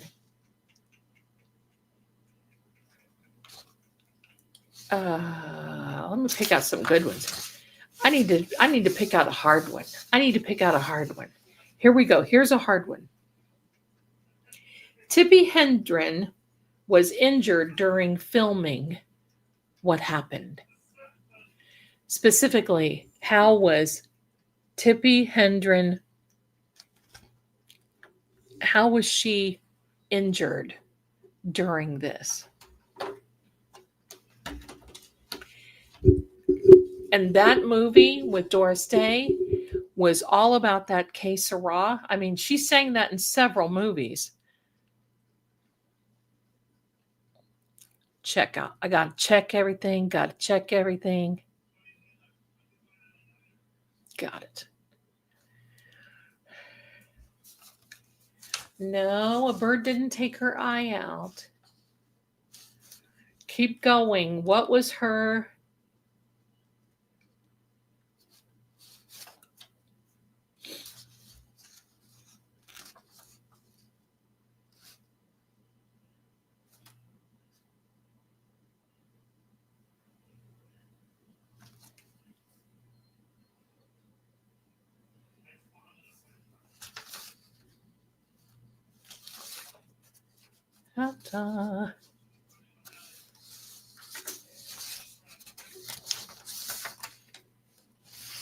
Hold on.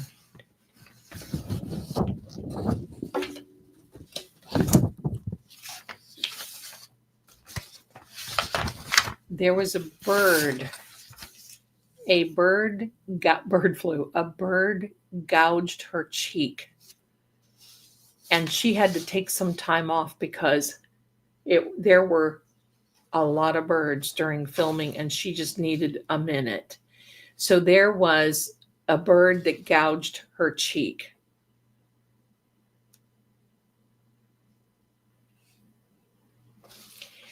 So a bird gouged her cheek and she suffered exhaustion after 5 days of filming with these real bird attacks, and especially in that bedroom. She kind of flipped out a little bit. You were close, yeah. There was somebody that lost his eyes in the movie. The bird, yeah, that would hurt. When you think of here's Poe. He's a little jealous because he's not sitting here with me. This is Poe. Sammy, my cat, hates him. And if he's around, I put him out tonight just because we're in the mood for birds. But I don't know if you probably see here, he's had to have major surgery a few times. He lost his little toe. Oh, you can see it over here. He's lost his toe. I've had to glue him back together because Sam has this thing, and if she sees him, she literally attacks him. This is Poe. She attacks him and shows him who's boss. I mean, he doesn't smart off to her. I mean, how does he hurt her? But he just... So I usually go through and pick up the pieces, and I've had to keep him up high. But tonight he's down here in the spirit of things. But I will be putting him away, and these guys too. Okay. There we go. Yes, po. It hurts. These little beaks. I've been bitten by birds before, and it's a pinch. It's not really a bite, but it's a pinch. Yikes. Yeah, she did crash out a little bit. She sure did. She sure did. Okay. Um Speaking of which, I like that. Gail, what was Alfred Hitchcock's cameo in The Birds? What was his cameo in The Birds? Sammy is in another room sleeping because she can't handle she can't handle this. She can't handle it. You need to stay down, madam.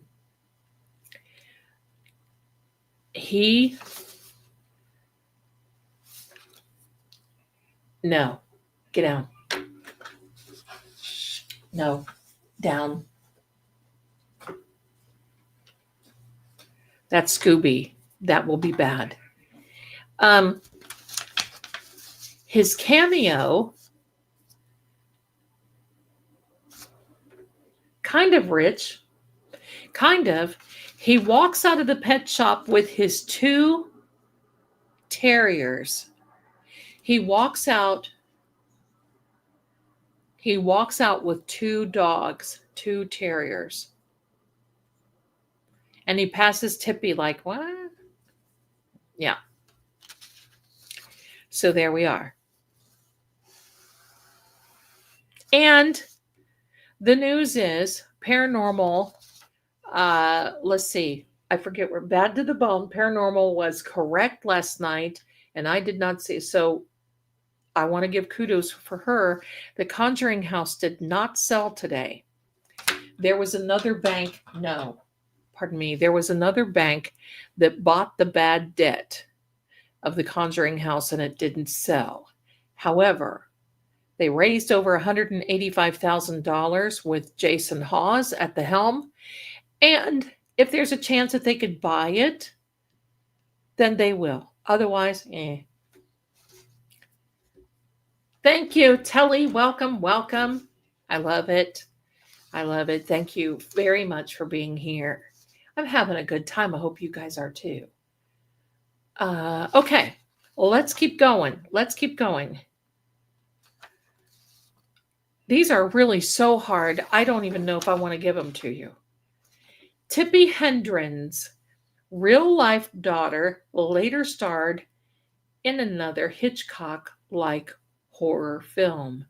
Who is she? Who is Tippi Hedren's daughter? I'll answer that in a second.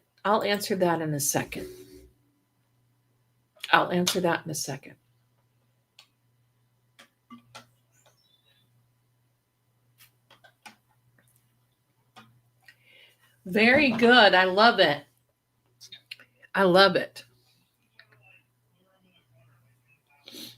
Very good. Thanks, Kat. Zelda is giving me Valerie Bertinelli. I get a lot of Valerie Bertinelli. Get a lot of that. I think she's adorable. I remember when she was in One Day at a Time, she actually looked more like my sister at that time. I was doing the Natalie Wood, the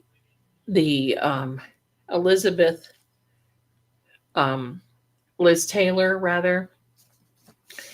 I was doing all that. Yeah, that would be a tough gig to be the wife of Antonio Banderas and Don Johnson. That poor girl. I love Valerie B. I love her. Okay. We got that. It is Melanie Griffith. I'm going to answer. And by the way, I got your email, Canine Mind Help, I think. Let me see.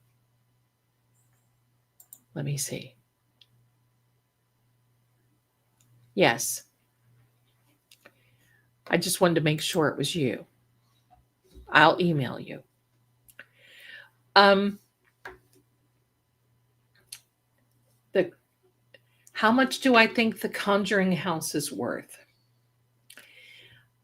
Well, there are two values. There's the real value of the property, keeping in mind that the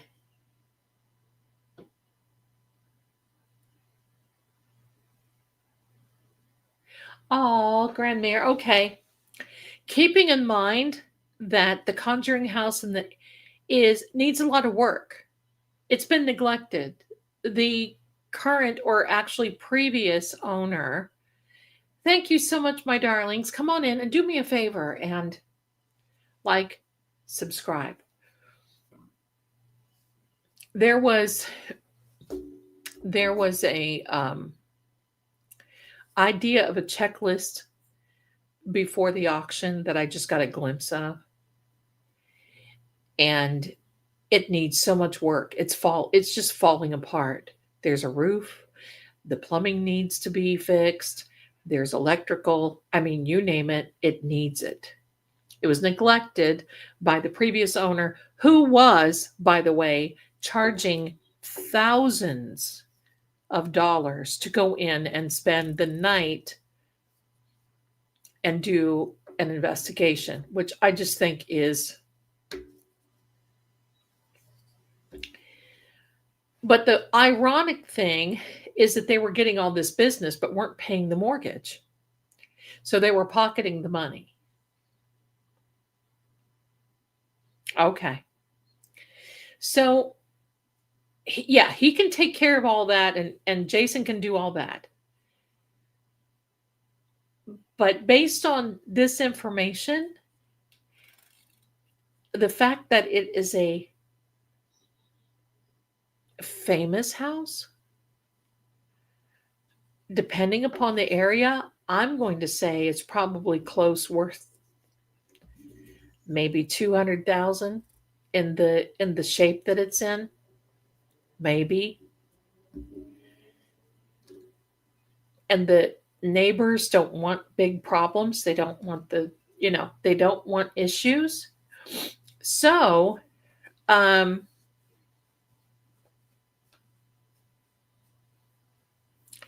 that's what I think. It's unlike the Amityville house that is worth about 850,000 and sent a message through Sean Austin, our paranormal buddy, that they want 10 million. Do they think that I have sucker tattooed on my head? They must. No, but I no. The answer there, I would have bought it if it were around the 800. No more. I've been in it. It needs a lot. And I don't mean a lot of upkeep. It needs a lot of cleaning out. That's a whole other story. Back to the questions, my darlings. Back to the questions. That was a scary time. What was that? That had to be in September of 2013. No, 16. September 2016. Okay. What did Alfred Hitchcock use? This is interesting. What did he use to get the birds to fly toward Tippi Hedren during scenes? So, yes, it was Shrek. That's right, Karen. It was Shrek oh God, those were the days. What did Alfred Hitchcock use to have those birds fly toward him?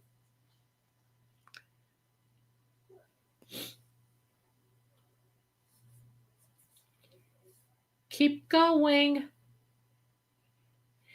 The assessment on the Conjuring House is 600. Yeah. But it's so run down, you're going to have to take that into consideration. It's not like it's been occupied, somebody living there. It's a historic value. And I wouldn't give more than 200 for it, but that's just me. Keep going. Oh, you guys are good. Keep going. Keep going. And this was a part. It's no wonder she kind of got messed up a little bit. No wonder she kind of got messed up when you hear this.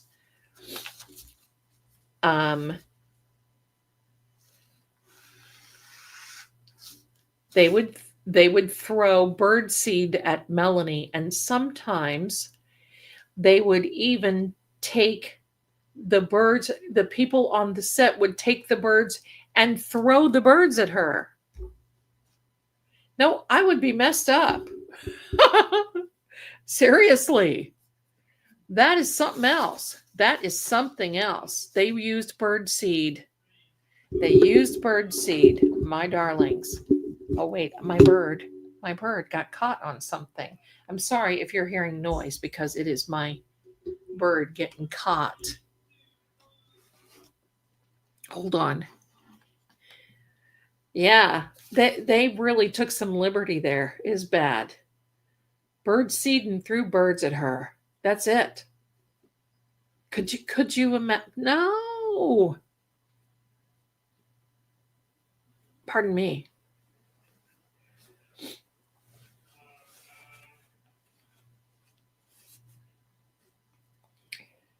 There you go, Texas.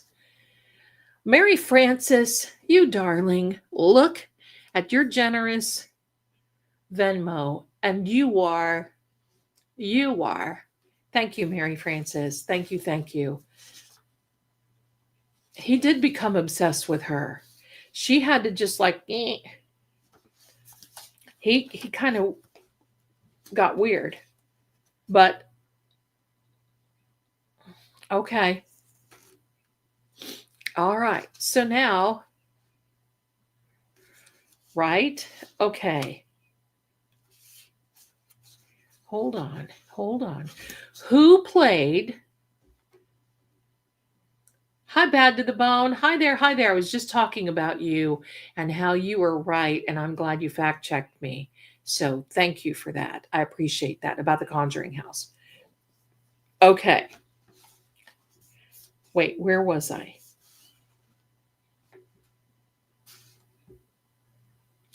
Who played? Are you ready? Thank you so much, darling. Who played Lydia Brenner? Who played Mitch's mother? Rod Taylor's mother. Who played Rod Taylor's mother? Who was the actress that played Rod Taylor's mother?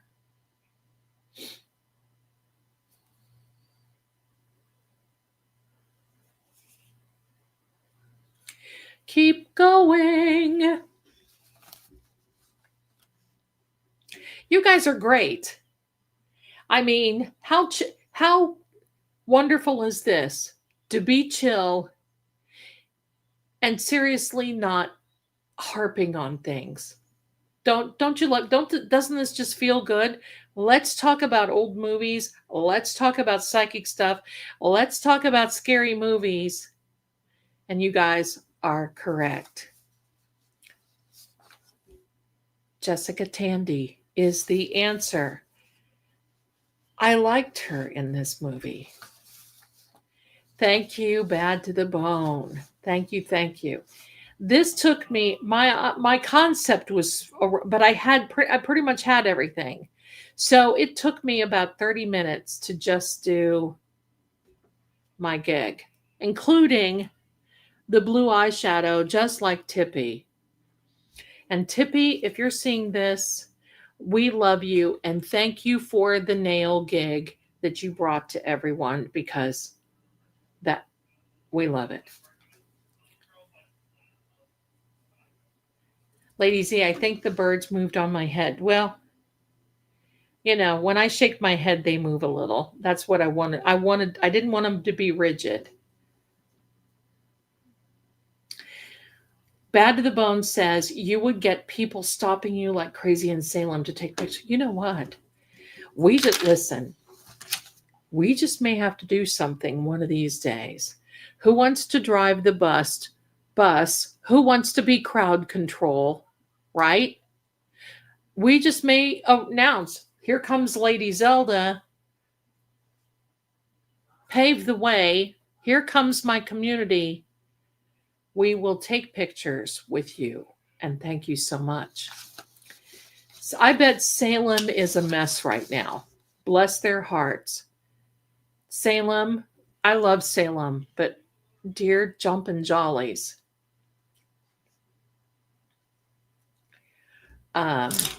You'll be security. Get down. No.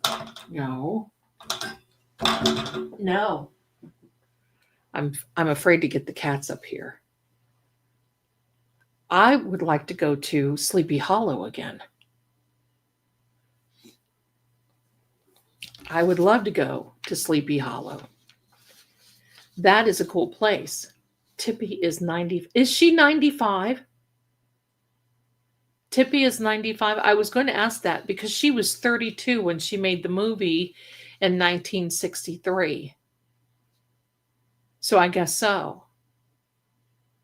I was a wee one when that movie came out. I didn't get to really see it until I was like 13 or 14. I love the very first Psycho movie, right? I worked in Salem. Sleepy Hollow Halloween is way better. See?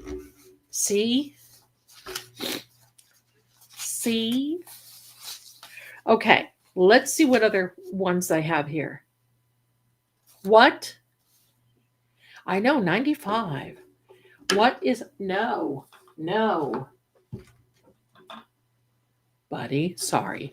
What is the name of Mitch, who is Rod Taylor? What was the name of his younger sister in the film? What was the name of the younger sister in the film? Broom air traffic over Salem. My coworker lives in Salem. She says, yeah. No, the cat, thank you, oh snap. No, the cats aren't going for the birds. The cats just kind of feel that they need to come up and sit on me like they always do. And that is, sometimes it just gets to me. Hi, Kelly. Come on in, my darling. Welcome and happy Halloween, everybody. Happy Halloween. We're still on the birds. That would be so much fun. We should do that.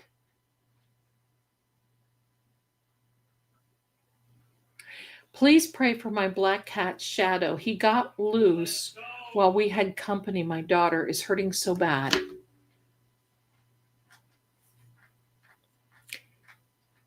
Shadow, my darling, is hiding. He's a little freaked out, but he will be back. He will be back. So he will be back. Just be a little patient.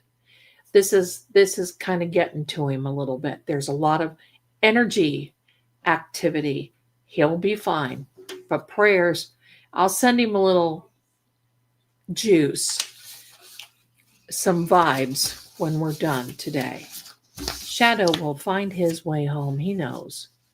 We're gonna do that. The problem with setting food outside is that every other little four-legged or however many critter would come up and get that. And then it leaves their energy and their scent. And sometimes that can scare a kitty. You might want to put a little bit of his litter box out there so he can relate to that.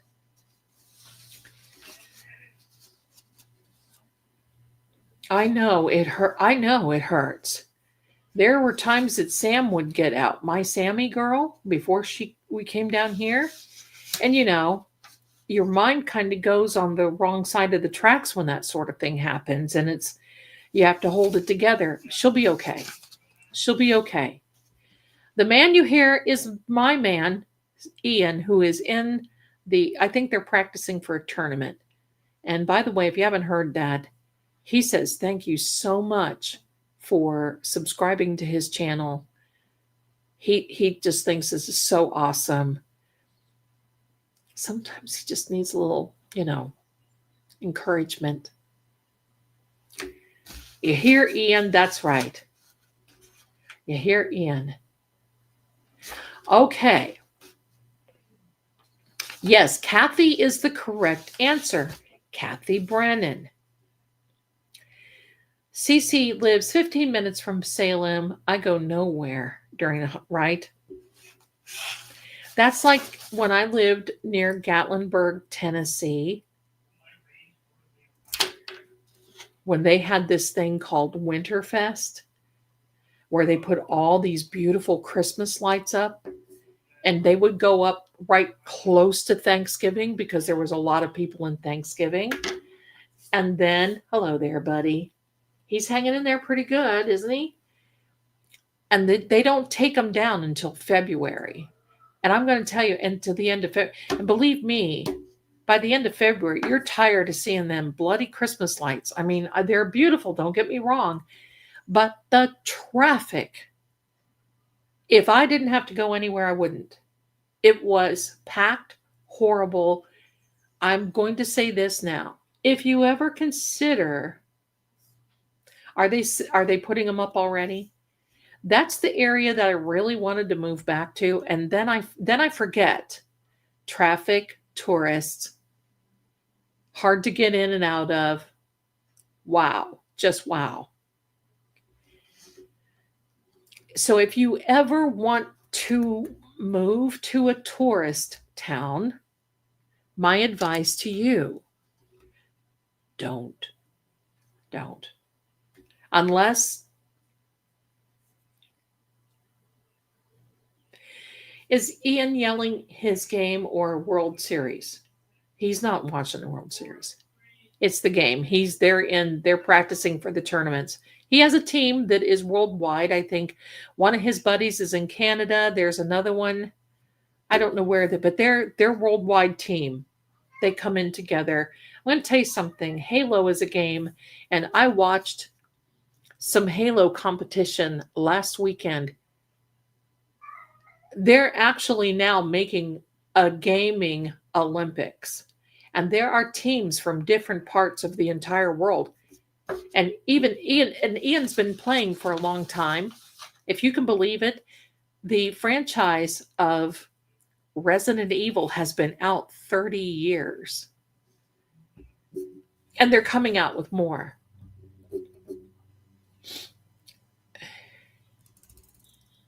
My son gets excited. He doesn't really do the bad word stuff because his team, whatever.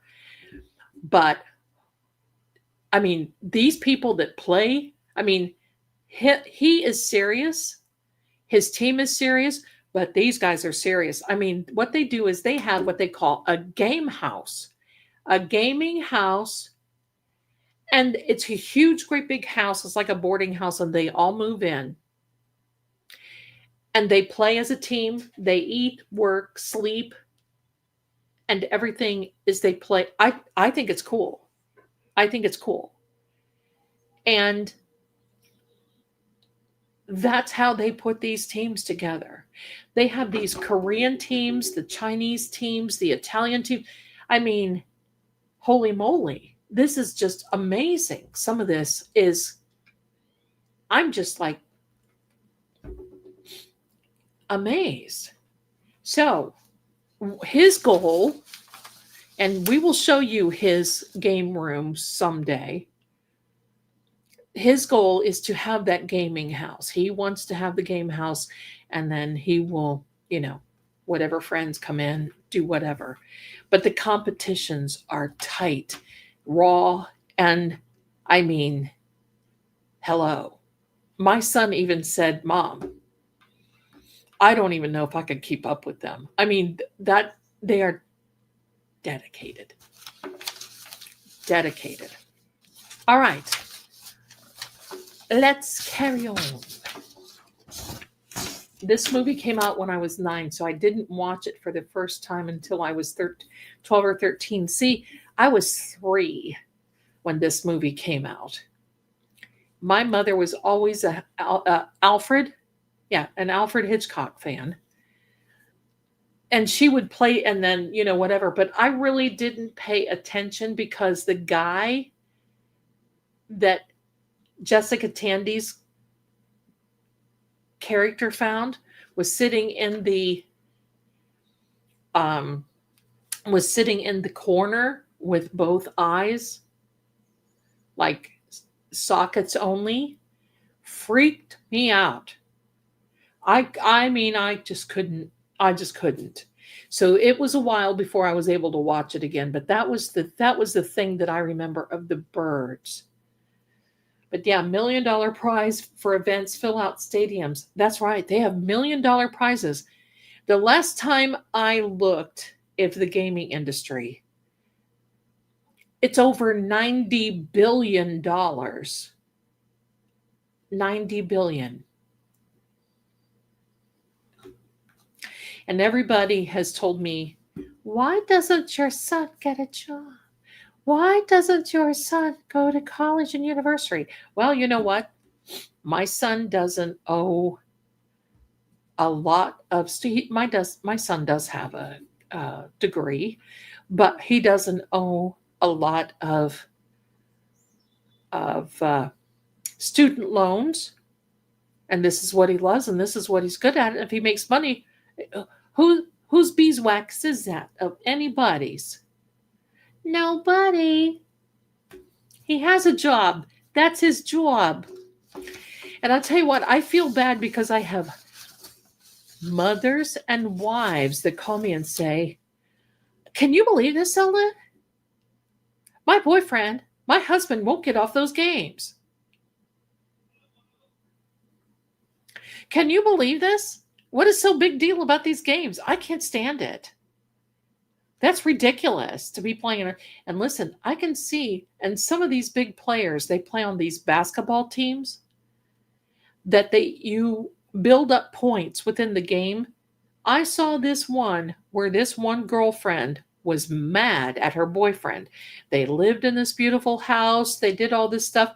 And while he was gone, she unplugged his server and he lost almost $400,000 that was in his account. He came home and asked about it. Of course, she denied it. And then she's like, well, what's the big deal? He said, what's the big deal? You won't be eating. You're going to have to return all those big bags and purses and everything else that I've been buying you. He broke up with her.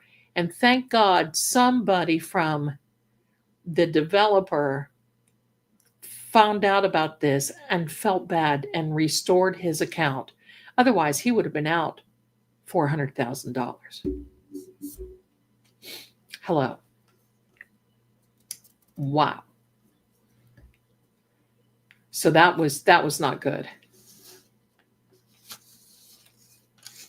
I retired early this year. I'm retired. I decided to retire because I got better things to do. I'm retired and I'm still working. I worked full time while going to school, paid, and I graduated owing zero. See, that's a thing to do. But see, Ian can do what I'm doing. There's a lot of things that he can do, so anyway, there we are. Thank you, Tilly. Okay, back to the, prayers and affirmations for Shadow. Darling Shadow, please return. But he will. He's a little freaked out right now.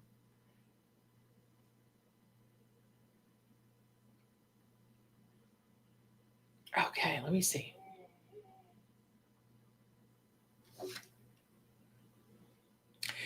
Okay. Hold on. How many birds were trained? Wait. How many trained ravens were used during filming? My costume is Tippi Hedren from The Birds. Tippi Hedren from The Birds. How many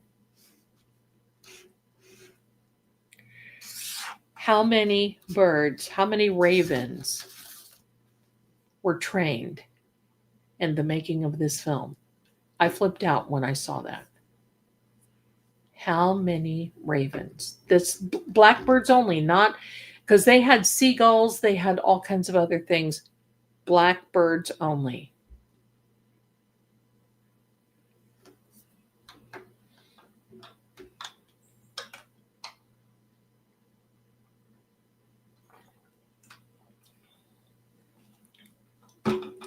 There you go. There you go. I remember that, Kelly. Moira, she did this. I love that Schitt's Creek. And I loved Jane when she did Moira, when she did that. I think that's hilarious. Keep going, my darlings.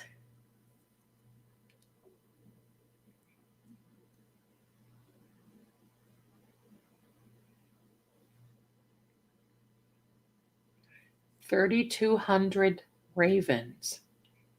Imagine. Ravens are huge, bigger than this thing. Ravens are big. 3,200 ravens. Whoa.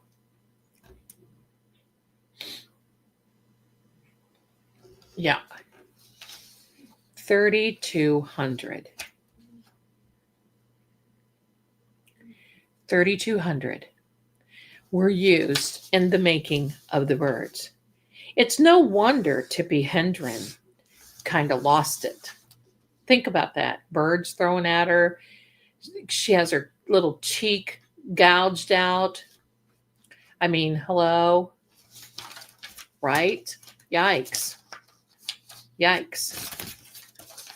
It's horrible. She just really, they did a movie. I think Tippi Hedren, pardon me. Oh, your nephew has a gaming company? That's cool. They did a movie about Tippi Hedren. And about how Alfred Hitchcock was kind of like weird to her.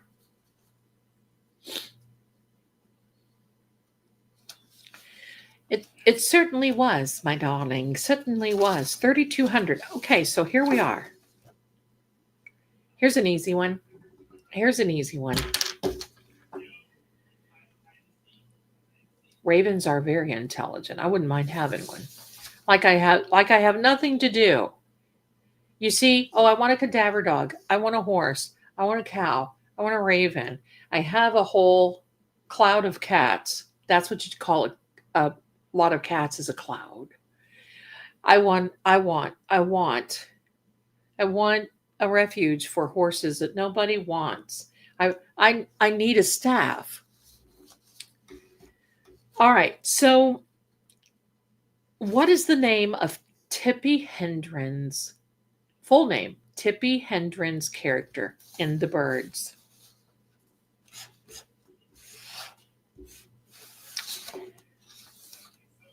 What was the name?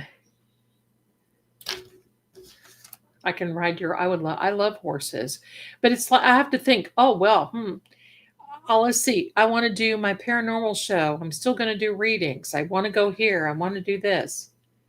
Well, load up. Let's go.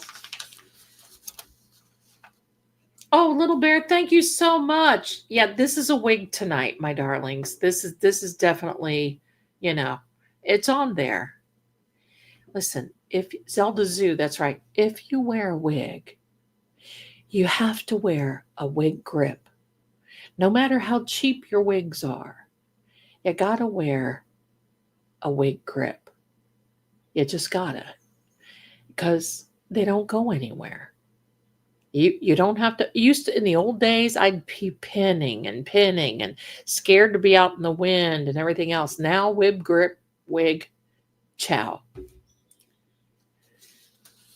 Yes, keep going, my darlings. You're on the right track. Yes. Thank you so much, Renee. Thank you so much. And I don't know if I thanked you, but I will now. And thank you for that very generous Amazon gift card that you gave you from you and your husband. That's very generous. And I thank you so much. Thank you. Thank you. That's wonderful. Thank you. I really appreciate it.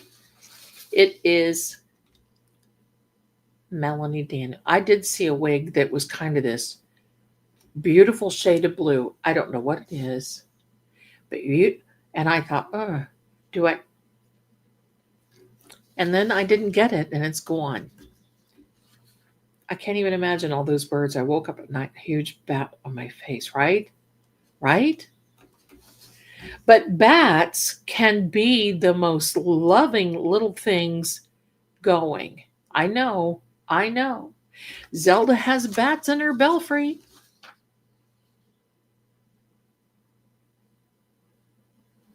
Is a wig grip super glue? No, Mitchell. No, Mitchell. It is a piece of Velcro about this wide. No, not Velcro. It's like velvet, kind of like a velvety that's got, it has a nap. And there's a certain way that you put it on because there's a label on it, and you put the label on over your right ear, and then it's Velcroed in the back. And then when you put the wig on, see, this is like, hello, I can yank on this baby and it ain't going nowhere. Zelda are bats affectionate? Yes, they are. You would be amazing. He came home. See, he got the vibe.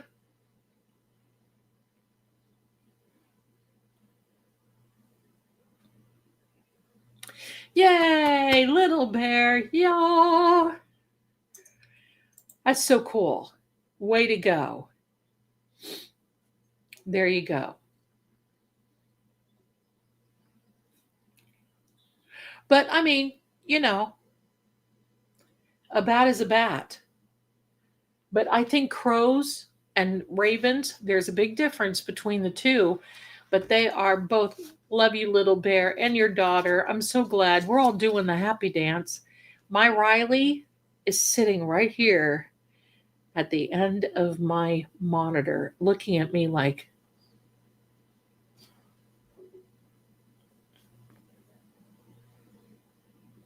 see, I can't even shake. Look, he's going to hang on there with his mama. Yay, Shadow. I had a cat named Shadow. I love that. He was gray and so smart.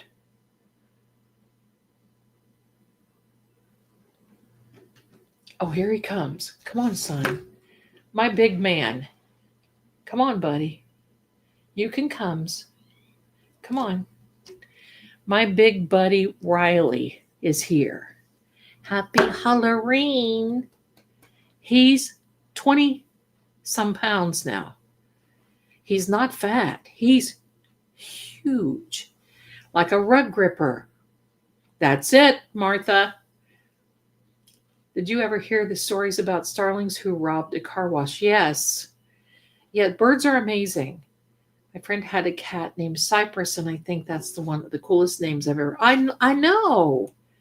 Isn't this cool? Well, this is Riley because you don't see Riley much, but this is Riley because he lives the life of Riley because he has been spoiled. And I'll tell you what I need to do. I need to make sure I sit closer because this man, you see how big he is? I need to hold him up here so I can hold my arms on the table because this is a boy you would want to teeter-tot with. This is the boy you would want, and he's got the littlest meow, and he is so tender-hearted, and he'll sleep with me with his, let me move my microphone. He's breathing in the microphone. He will sleep with me, and he puts his little arms around my neck. It is like, hello. Bless his little heart. This is Riley, man. And Heavy, he's not a Maine Coon. He's my main man. He's not a Maine Coon.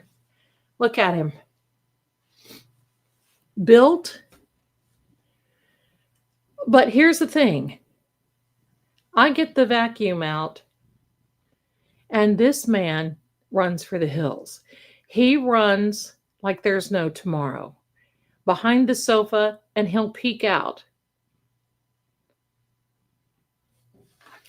And the littlest one, Scooby, thank you everyone, the littlest one, Scooby, and Sam, when I run the vacuum, just sit there like, Sam looks at me and does that. Can I tell you how annoyed I am? Sammy has learned how to stomp. So I can tell when things are not right. Sammy will come up on my desk. That's fine. Hello, are you watching something there, son? Lucky. There we go. As a birdie. Let's all sing like the birdies sing. Tweet, tweet, tweet, tweet, tweet. Yeah, what do you think of that? Watch your eyes. He's purring. Okay, so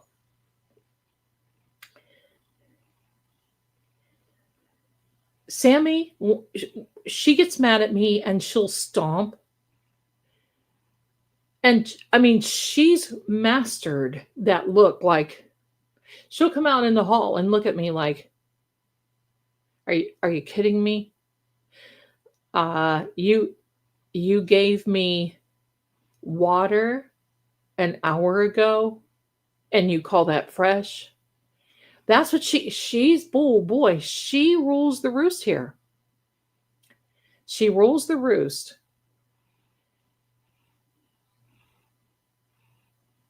Yes, my cats do love me, and especially when I sing. Zelda hit on the yes. Can you hear him purring? Because he's close to the microphone. You might be able to. Hello, Angel. You gonna say hi to the birdie? So, let me see. He is the boss of the applesauce. Seriously, look at this, man. Look at those eyes, golden. And he can tell he won't look at the camera. Look at him. How long have I been doing tarot readings for? Tarot readings, maybe about 13 years. Card readings, oracle readings, pendulum and all that, over 50. I had my 50th anniversary March 15th. March 15th was the 50th anniversary of me reading and all of this stuff.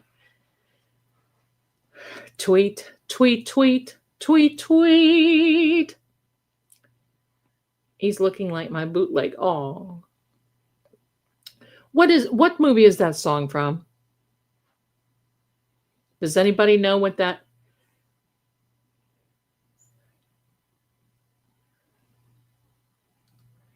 Does anybody know what the name of that movie was from?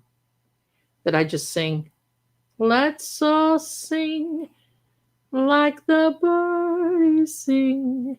Tweet, sweet, tweet, tweet, tweet, tweet.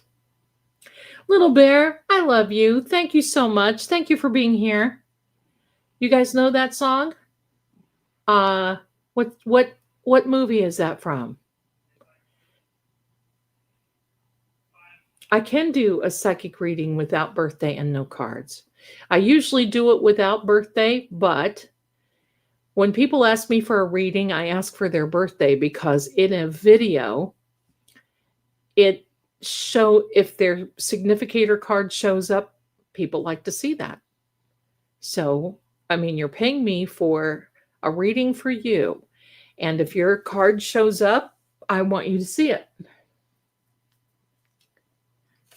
Oh, yeah. Okay.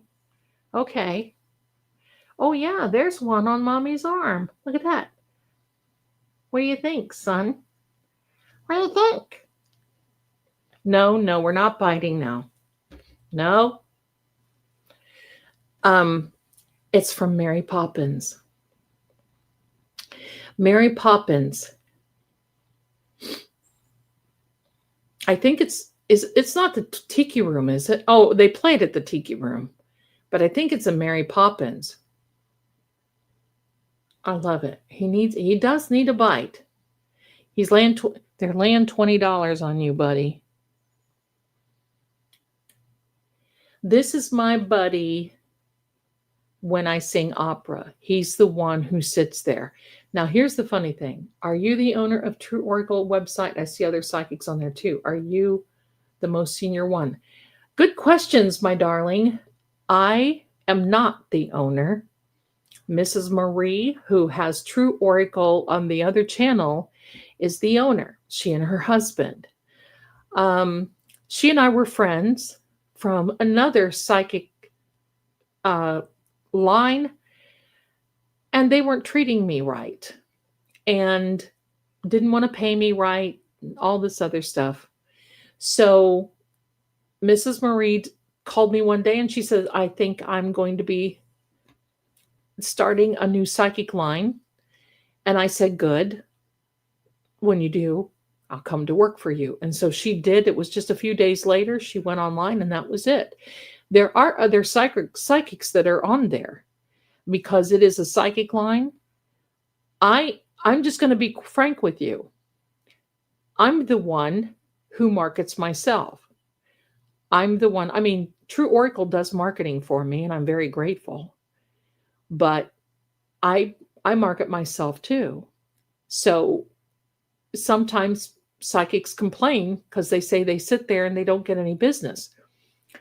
Well, if you're sort of kind of working for yourself, you better get out there and you better dig deep. Why be sitting on the porch when you need to be running with the big dogs? And that's just basically how I am. Thank you. Thank you so much for that very kind. I've been around the block, and to me, there's no reason. There's so much room. There's so much room for so many. And I don't feel that there's a reason to be haughty or there's a reason to be creepy or any of those things because I'm real, just like you guys. And so that's just kind of how I am. And to me, if I want business, I'm going to market myself. That's what it's about. If you want the phone calls, market yourself. I do the hiring on the psychic line. And when I say you need to be marketing yourself, well, they want us to pay them for marketing. No. We don't hire people because the calls are recorded. And we don't hire people that, because you're going to get them.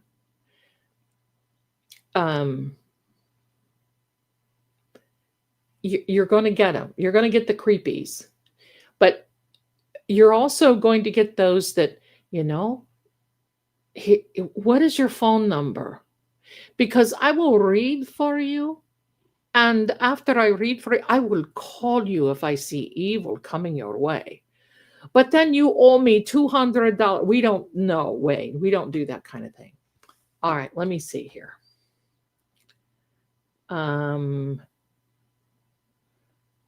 Even though you wear a lot of black, I do wear a lot of black, but I've done that for years. It's just, I like to be conservative. I'm not a person that I'm not flamboyant. Sometimes my hair, sometimes my glasses, I'm accessory buoyant. Sometimes. Even though you wear a lot of black, you don't come off as creepy or hex spell casting type. Do you do any magic like white? No, I don't. I deal with energy. And, you can send energy, you can capture energy, you can't create energy, and you can't destroy energy. So why not work with energy? Energy doesn't lie. Energy speaks. And that's what I read. I read the cards and the energy. So that's of a person, because here's the thing, people psychic hop. You want to hear this? People psychic hop. They don't like what they're told, because a psychic may tell them something on a psychic line or in a reading. They don't like it because it's not what they want to hear. So they go to the next one, hoping that they will tell them the thing. And after two or three psychics of them all telling the same thing, hello, they still don't like it. Hello, Mike. I'm not yelling at you. They still don't like it. What it equates to is you start reading what their mind is thinking. And that causes a problem. And that's why I don't psychically read like that for people. I read the energy of the situation. So, oh, you found me through the Charlie Kirk videos. Thanks. I'm so glad that you came by. I'm so glad you did. Thank you. Thank you, green-eyed darling. Thank you. It's sometimes hard, but here's what we've got now. Here's a really great question. Why are the calls recorded? Because, believe it or not, sometimes people will get on there thinking that we're better than a priest or a doctor, and they want to confess things that they do or they have done. Or they will get on the line and they will ask a lot of questions, and then we'll go back to customer service and they'll say, well, that psychic yelled at me. That psychic told me this, or they told me to go and unalive myself, and they told me to do this and this and this, when none of that happens, and they record it for not only the customer, the client's sake, but our sakes too. And it's just one of those things that it's really because we do have trolls on the psychic lines. We do. So let me see. Yes, thank you, rock and roll. It is for safety. Yep, you're working for yourself. You got to market yourself. I did that in the healthcare. That's right. That's right.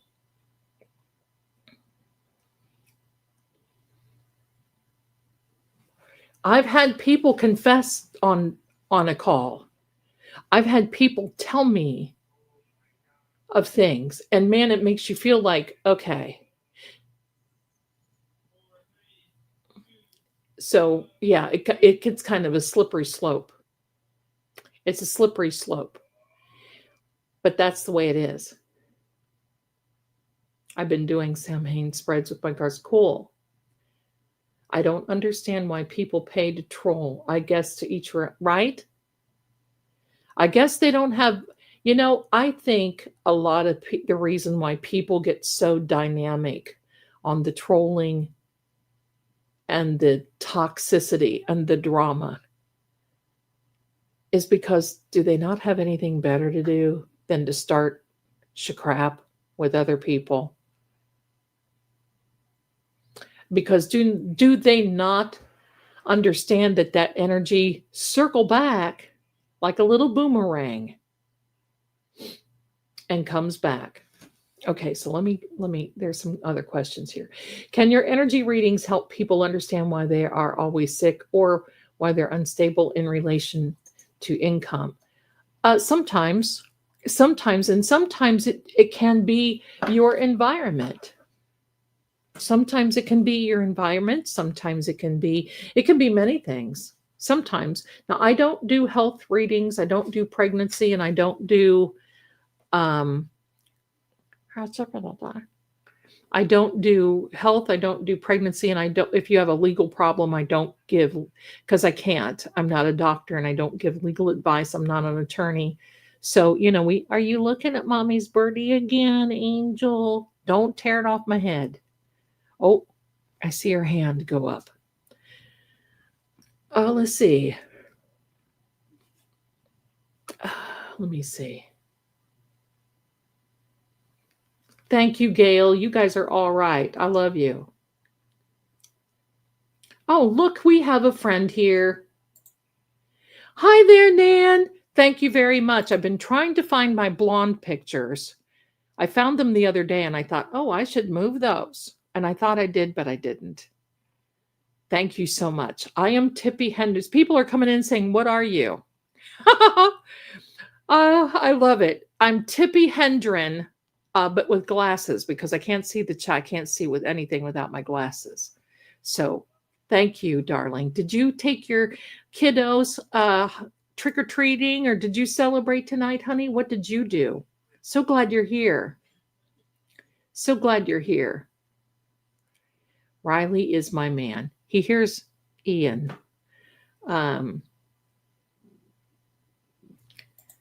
You still have money on the car for the win with the wristwatch bird. See, yeah, there you go.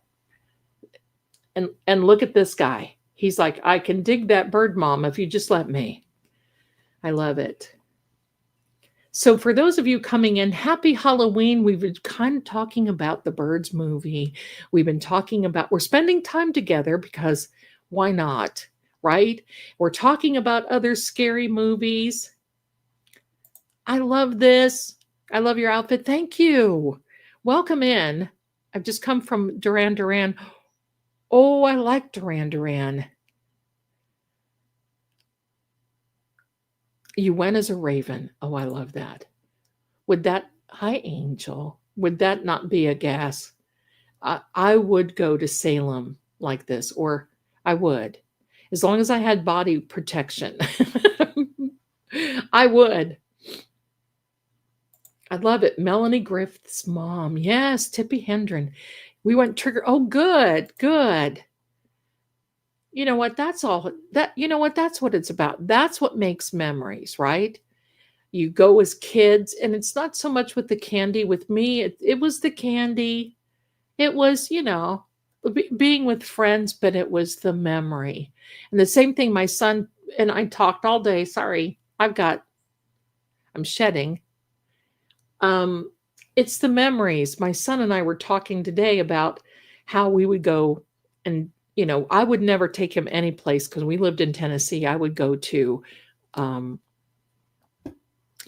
we would go to Gatlinburg because all the shop owners would give out candy, and it was quality and it was safe, and the police were around, the fire department was around. You didn't have to worry about a lot of things, and you knew you were safe, and there was other kids and grown-ups. But there was one year, I gotta tell you, I was kind of worried about my son because my son, he was a little wiener like his mama growing up, scared of the dark, scared, and I always knew how that crippled me, and I didn't want that for him. And so pardon me. So we had, we always had homemade costumes. My son we had to plan, and I would make costumes and this sort of thing. I stopped dressing up when he started dressing up, so that way, But this one year we were in Gatlinburg, Tennessee, and things were winding down, and my son the atmosphere was so wonderful, and the police were out. And coming down the middle of the road was this huge alien looking, and you could tell it was a person, a real person in it, but it was it was animated. Part of it was animated. That kind of thing. It was huge. And so, yes, I do remember that, Joy. Don't be careful of check your candy. I would still check Ian's candy. But my son took one look. My son took one look at that big fellow walking down the middle of the street. And he looked at me, and I said, look, it's okay. Let's go up and say hi. Now, this person that was in the mechanics of this, big guy. I mean, I bet he was 12 foot easy. Had to know that little kids would be afraid of him. So, bottom line is, hold on, I've got my earpiece in and it's clicking. So he had to know that, there's some volatile little kids in there. And so we get, funny thing, we get up to him and I can feel the tug from my son. We get up to him and I said, buddy, just say hello to him. So he says hello and he gets, Shaggy's up here. What are we going to do? We get up here, go, no. And that guy reached out. This hand was huge, massive. And Ian's little hand, Ian put his hand in this massive big hand. And it was like so surreal looking because it was just, and of course back then I didn't have, didn't have a camera phone or anything. And so I was like, this is wild. And that guy was so kind. And from that moment on, it was like Ian wasn't that scared any longer. He felt that there was a safeness in that. So there you go. Yeah, look at this. Shaggy is about to get in big trouble, or maybe I am. I'm not sure. Look at him back here. But it's so funny with this background. It's like he's looking around at all these rest of these birds. Stop that. So Shaggy is being Shaggy. Look at him. I don't know what he's looking at. Probably energy. Mitchell says his money's on this cat getting it. Probably. This wig may come flowing off, and if it does, well, you'll get your bang for the buck. Kathleen, bless you for that sweet, generous Venmo that you just sent me. Happy Halloween to you. Thank you. Thank you. I appreciate it. I love it.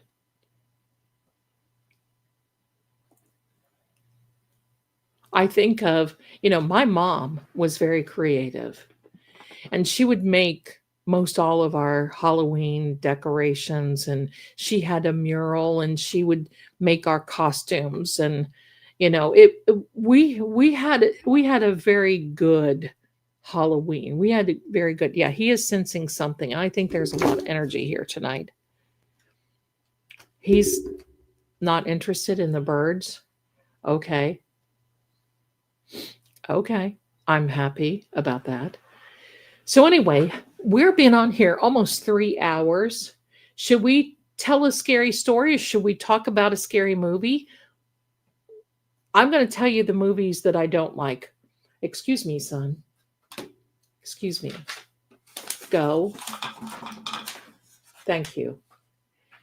The movies that I do not like are the gory slasher movies, because I've seen too much real stuff and it's bothers me.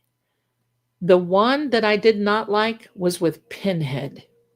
Who was Pinhead? He was, what was that called? Hellraiser or something like that? Dear Jumpin' Jollies. No. And no thank you. Thank you. Hold on. We've got some other little things here I want to show you here. Let me see where I left off.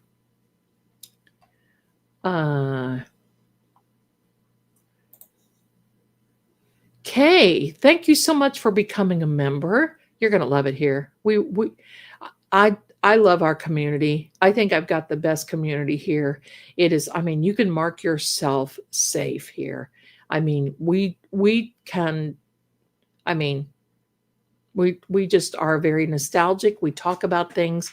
And if you guys have questions about card reading or any of that, I'll answer. I'm not afraid to answer that. Thunder Horse, welcome, my darling. Welcome. Melissa, You darling. Gifted 5 Fate and Fortune True Oracle memberships. That is amazing. Thank you so much.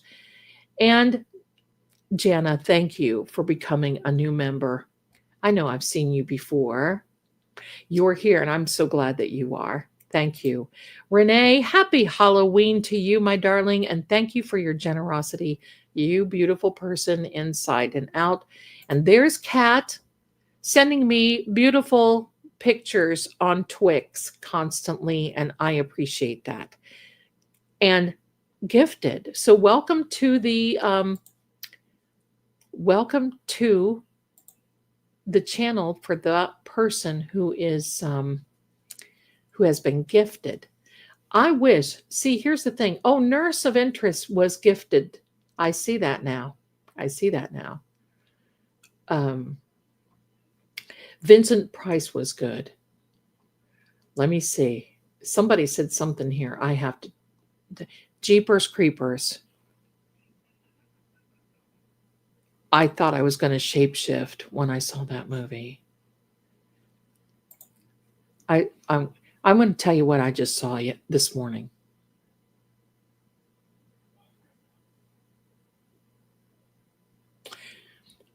Oh, yeah, I remember. I grew up in that. Don't eat the apples. Be careful of the, yeah. And isn't that sad? Hello. That's really sad. We lived close to Amish country, and the Amish didn't believe in that, but they would give out candy, and it was homemade candy. It was very good. It was very good.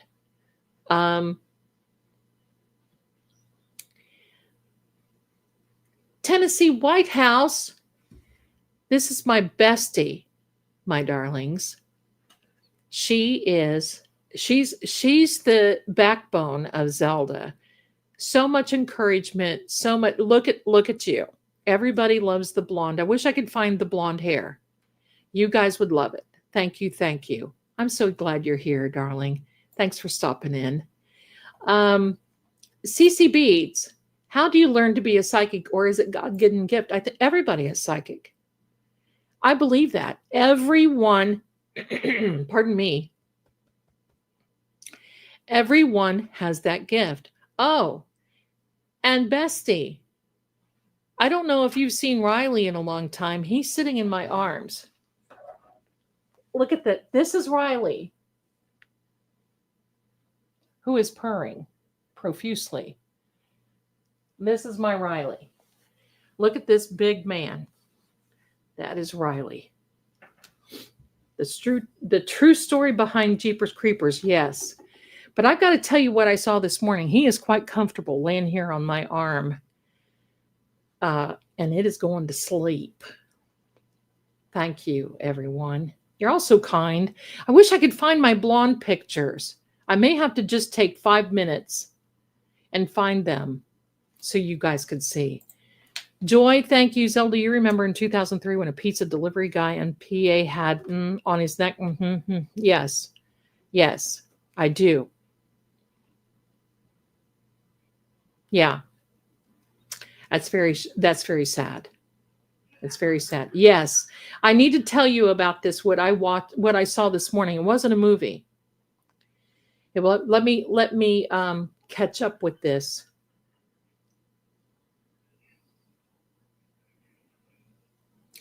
Yes. There you go. Canine Mind Help. I'll be emailing you.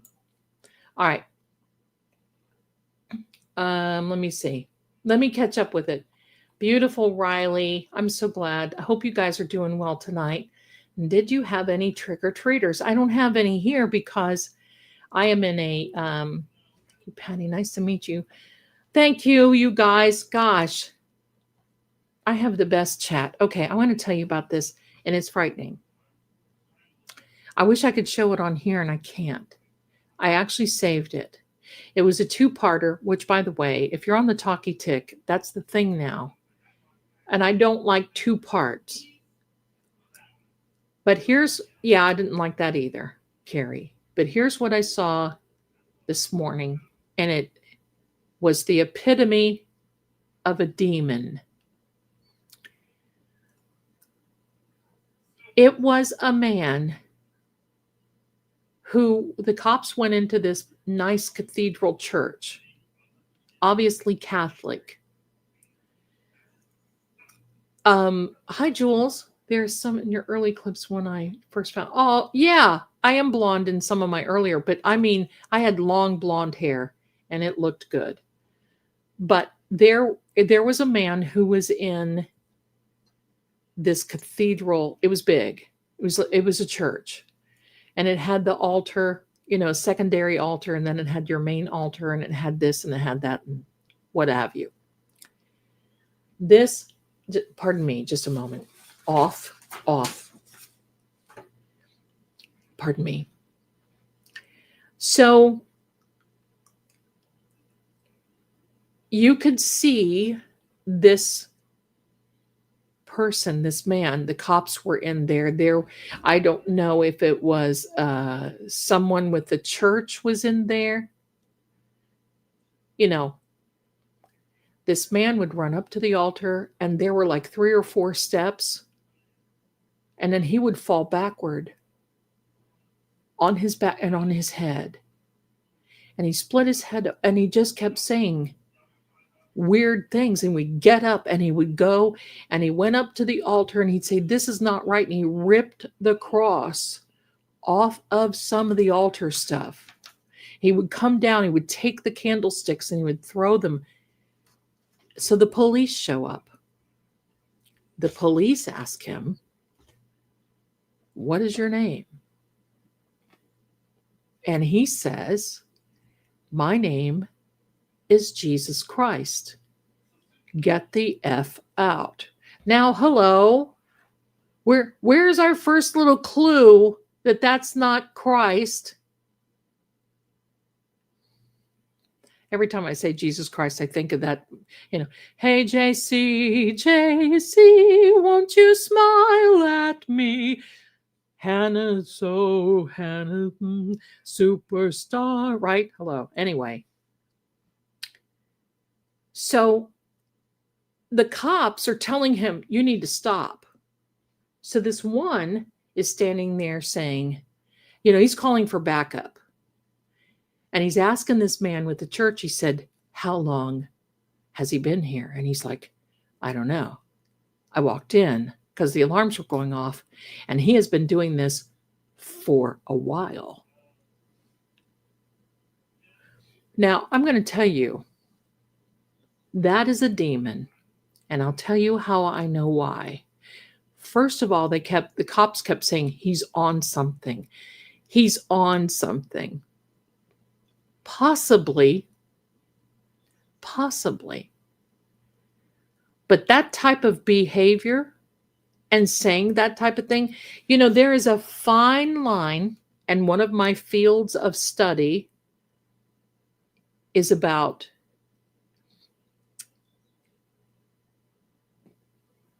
how can I say this? Parapsychology, psychology. What does that mean?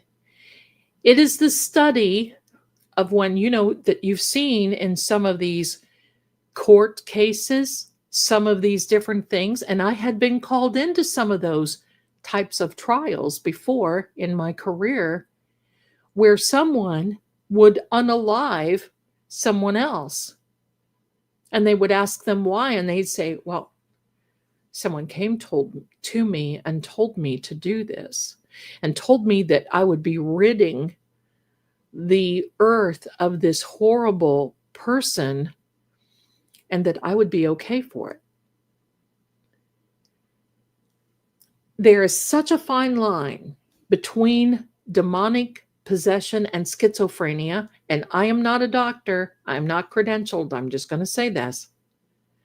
But it is a fascination with me that when I see this, I'm like, you got to be kidding. Look at this man here, Shaggy Noodle. He looks like, what are you looking? He looks like he's looking right at these birds behind me, and he can't see them. This is a green screen behind me. Maybe that's why I call him Noodle. Okay. There is such a fine line between this demonic possession. And you're going to see more and more of this, my darlings, as time goes on. Why? Because we do have people that are going out. One day you work at the auto center, one day you work at McDonald's, and the next day you are a paranormal investigator. And because you think that you have watched 26 seasons of ghost hunting, and you've watched, and me, including me and whatever, that qualifies you. And it doesn't. It has been a field of study for mine for decades, and I'm still not done. The more you get into it, the more that there is to it. And I really want to work on my doctorate. And I'm just a few little, I'm a few dollars and I'm a few credits short. Why do I want a doctorate? Because you get to a particular place in your studies when you're studying this type of thing that obviously the longer you go, the more you learn. And it's not about being that credentialed. It's about continuing that research. Because, my darlings, when I was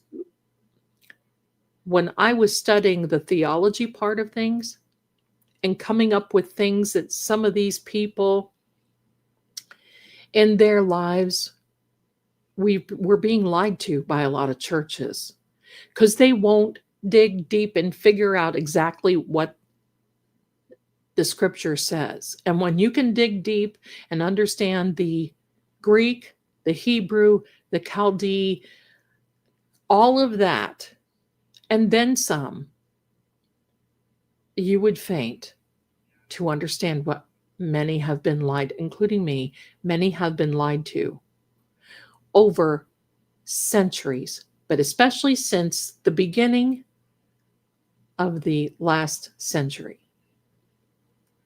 Thank you, my darling. Thank you, everyone.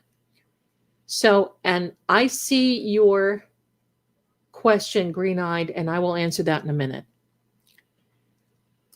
So when you think that there is, when you look at the Catholic Church, they have the most recorded exorcisms in the history of the Catholic Church in 2024. And I believe it's a contribution, not in totality, but a contribution of two things. People being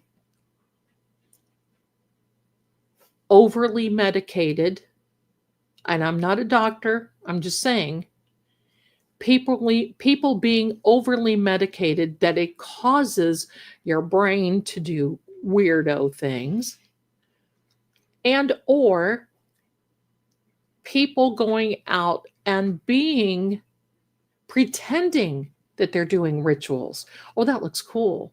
My friends are going out and they're writing 666 on the walls. I want to tell you something. Do not be afraid of 666. It's a number. It's a number. One day we'll talk about what that means. And then they start writing upside down pentagrams and all this other stuff. It's not the symbolism. It is the intention behind it. But then, just like being on something, a controlled substance, you have to go one step further and then one step further. And what happens when people go out to these places, they know enough to know that they should not open up portals. And if you do, you better flippin' well learn how to close them. And if you don't, that energy and demonic spirits are real. Demonic spirits are completely opposite of a real spirit, my darlings. The real spirit, when our spirit leaves this meat suit and the silver cord breaks, we go immediately to our creator. And then it is decided where you wait until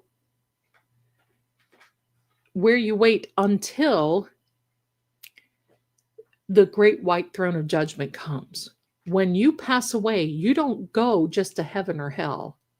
You wait until the end of the end, and then you are judged. It depends. Read in Luke chapter 16. But this guy that was at this church kept on and had superhuman strength. It took many, many police officers to control him.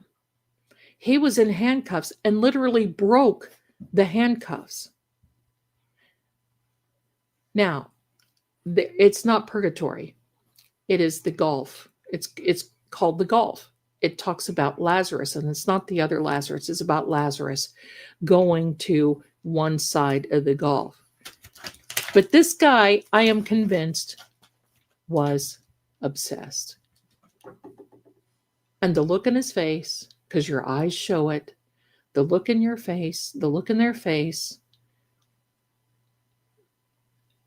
When someone is demonically possessed, their facial structure can literally change.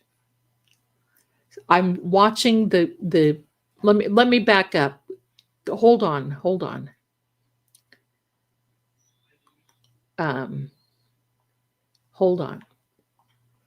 Now, I've done a deep study on what this is, and I'm going to tell you, throw everything away that you have learned. The numerology book is coming out very soon, as soon as I get it tweaked, my darlings. Okay, hold on. Ouija boards are bad. Oh, look who's coming. And it is Sam, who is stepping on top of Riley. She's sitting on top of Riley because she has to be here. Oh, brother, where art thou? What's in the Vatican? I have thought something. Well, first of all, there is a demonic entity in the basement of the Vatican that is guarded 24/7. And there have been many popes that have gone down there, and they tell you, don't go visit this thing. It can read your entire life and your entire energy, and then will tell you when you're going to die, and you will. There's been documentation of that sort of thing. Would I ever want to go see that? Not only no, but heck no. All right. Lots of churches are in control for the wrong reasons. Absolutely. So let me go through here and see what's going on here. Quite frankly, I use dowsing rods. I don't think there's anything wrong with dowsing rods. It's all about energy from the earth. I use a pendulum. It's all about energy from the earth. It is not. When you're an energy reader like me, it has nothing to do with the demonic. So this guy, evidently, the police were able to get him under control and take him away. What's going to happen with him? I don't know. They'll probably give him bail. I mean, he did some vandalism in this church. Not a lawyer, but they're probably not going to. I mean, there's not. What can you do? What can you do? Nothing. And he's probably out on the streets again. That to me. So that is something that is crazy. And I wish I saved it. I wish I could have saved that so I could show it to you.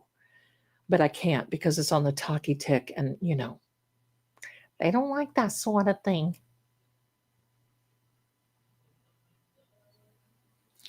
Oh, don't. I've been afraid to look at this. Oh, don't be, honey. We are a safe zone. There's no casting. There's no spells. There's no demonic energy. There's no nothing. I am all about reading good energy. I've studied the Word of God, and when you study, and the Word says, show yourself approved, it's like reading tomorrow's newspaper. It's quite amazing.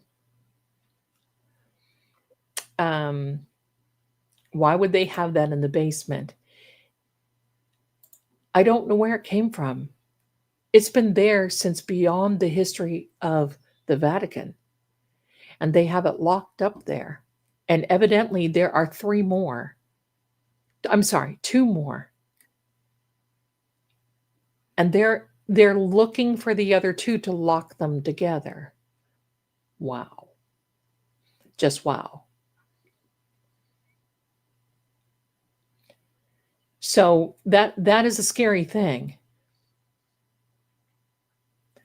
Well, I don't think our government is demonically controlled, but I do believe that there is definitely those in there that try.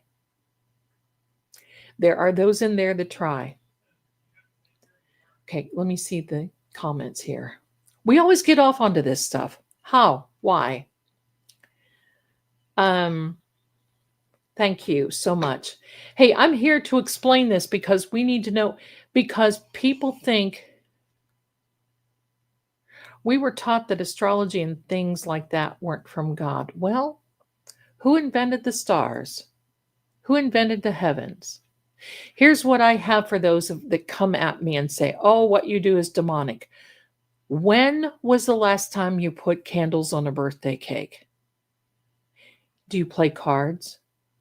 Because the tarot cards came from the Cartomancy deck, from the playing cards. You see how that is? The reason that people get crazy about things is because, number 1, there's a control. And number 2, God doesn't want to be replaced. And as long as you know that me or any of this other is not a replacement for God and his infinite wisdom, because I'm not into necromancy. Necromancy is, I don't think that they were astrologers, my darling. This is a good question. They were astronomers. And I'm going to give you another little thing. Jesus Christ was born in September and not on Christmas Eve, not on December 24th or 25th. He was born in September. And if you look at the journey of the wise men that's in the Bible that tells us, it talks about the lambs, when the lambs are being born, and it talks about all that. And if you start talking about all of the months and everything else,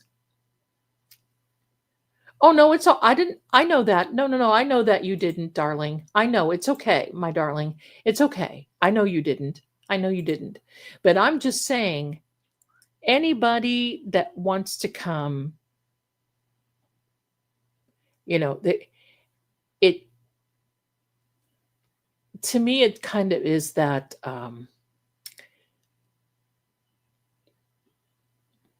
it's all a control factor. I'm just going to say that. That's it. It's a control thing. But for me, I'm going to say this. It is fascinating when you start deep diving, when you start thinking about the things that have happened. As an example, I'll tell you. Wasn't it Joshua, I believe so, that prayed for a full 24 hours? I believe so. And God gave that to him. Now, here's something cool. Later on, there were some scientists that were calculating the days, the hours, and so on and so on and so on. 24 hours was missing. And the scientists couldn't figure it out until they had one who was a Christian and said, well, wait a minute, God stopped the clock for Joshua. And that's where the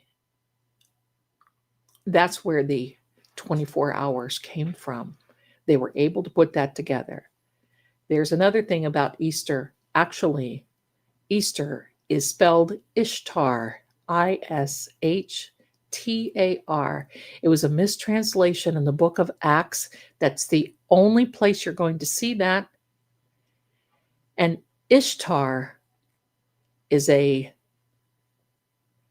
pagan ritual. And when you say, oh, you see the little bunnies hopping around? It's a fertility.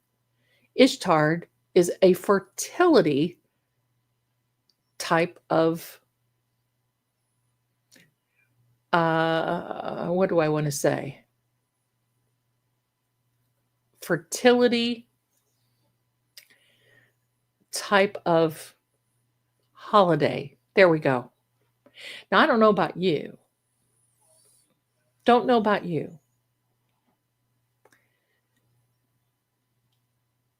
But I don't think that God wants us to celebrate that. And that's our credentialed theologians that are pushing that. I don't celebrate Easter. I celebrate the Passover. It is the highest. It is the highest, highest date that you could possibly, if you are a believer. So there you go. Let me see. Jesus was born in September. Jesus was born in September. And you can count it down in the word. You can count it from everything. Maybe when we get closer to that time, I will teach. We'll all get our Bibles out. I will teach how to figure that. And you'll be like, wow. Yeah. But, here's what I have to say. As long as we celebrate Christ, as long as we celebrate, so if we celebrate on Christmas, I don't think there's anything wrong if we know the truth. And that's how I feel about it. So celebrate Christmas, have a Christmas tree, celebrate with your families, give gifts, and know that the world will sometimes celebrate other things, but knowing the truth is also very important too. My darling Elizabeth, I got plates and they did not come with a gift receipt. So I did not know who to thank. And if you sent them, bless you, because they are beautiful. Thank you so very much. I love it. I love it. And also, I want to thank Karen. Bless you for your very generous. And Kathleen and Karen for your Venmos. You guys are wonderful. I love it. I love it. I love it. Let me see.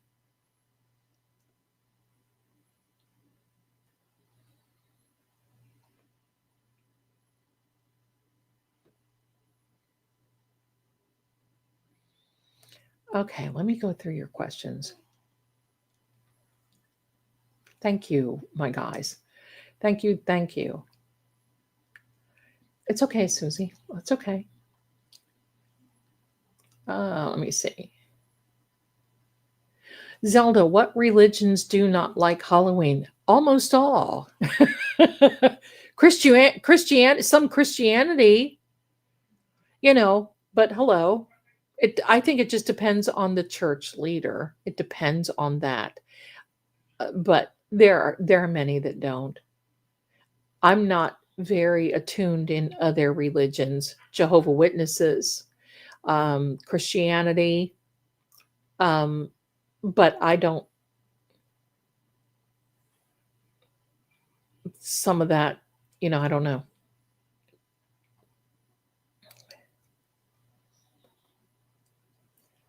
There you go. I mean, divine pathway. You have to do your own thing. You got to do your own thing. And as long as, but here, I send energy to other people, and that's what it's all about. The irony, since Halloween is meant to protect against the dark and the wild hunt collects wandering souls. Yeah, yeah, yeah. It is what it is. A candle lit in the dark, all religions should know. Hey, you got new nails. Congratulations. What color? What color? It's all good. Anyway, my darlings, we've been on here for 3 hours and 22 minutes. And I hope that everyone is having a wonderful time. And look at we're not even halfway through the questions for. But I know this always happens. We always get on these things. But I got to tell you, I wish you could see. I've got Sammy here and Riley right below her. She's laying on Riley to be her with mama. Thank you, Betty. Thank you. Thank you. You never know. I may just come up blonde. You sent me a super chat that was not read. Well, let me go back and look. I did read it. Oh, you didn't know. You sent me another one. Okay, here it is. Sorry. Your years as an online psychic, did you ever have to contact police based on what people told you? And were your callers non-traceable or were you unable to? Callers, that's an excellent question. Callers, it's the lighting, believe, for the blonde, because in real life, I'm olive skinned and it takes a particular tone. So I had to really play with the ring light tonight. But thank you. Okay. Yeah, thank you, Joanne. Yes. Yes, we've had to call police. When I was on, especially Psychic Friends Network back in those days, we didn't have the internet. We didn't have a lot of things. We didn't have, it was all done on your home phone line. So it was tougher. It was tough. And then it was let me see, 2 people I had to report. 2 people on that line. On True Oracle, pardon me, on True Oracle, I don't,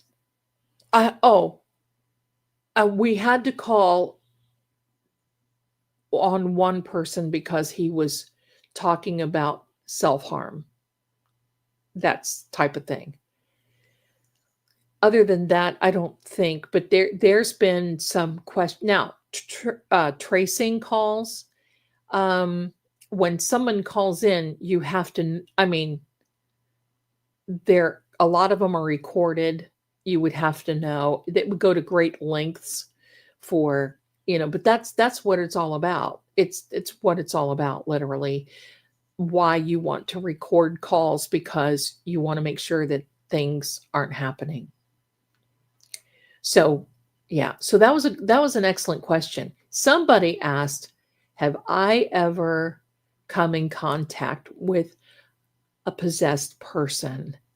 Yes, I have. Yes.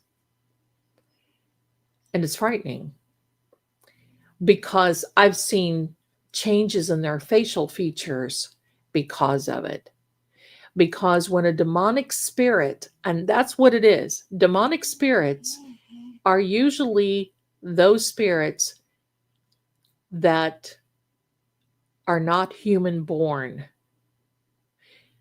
So they want to wreak havoc.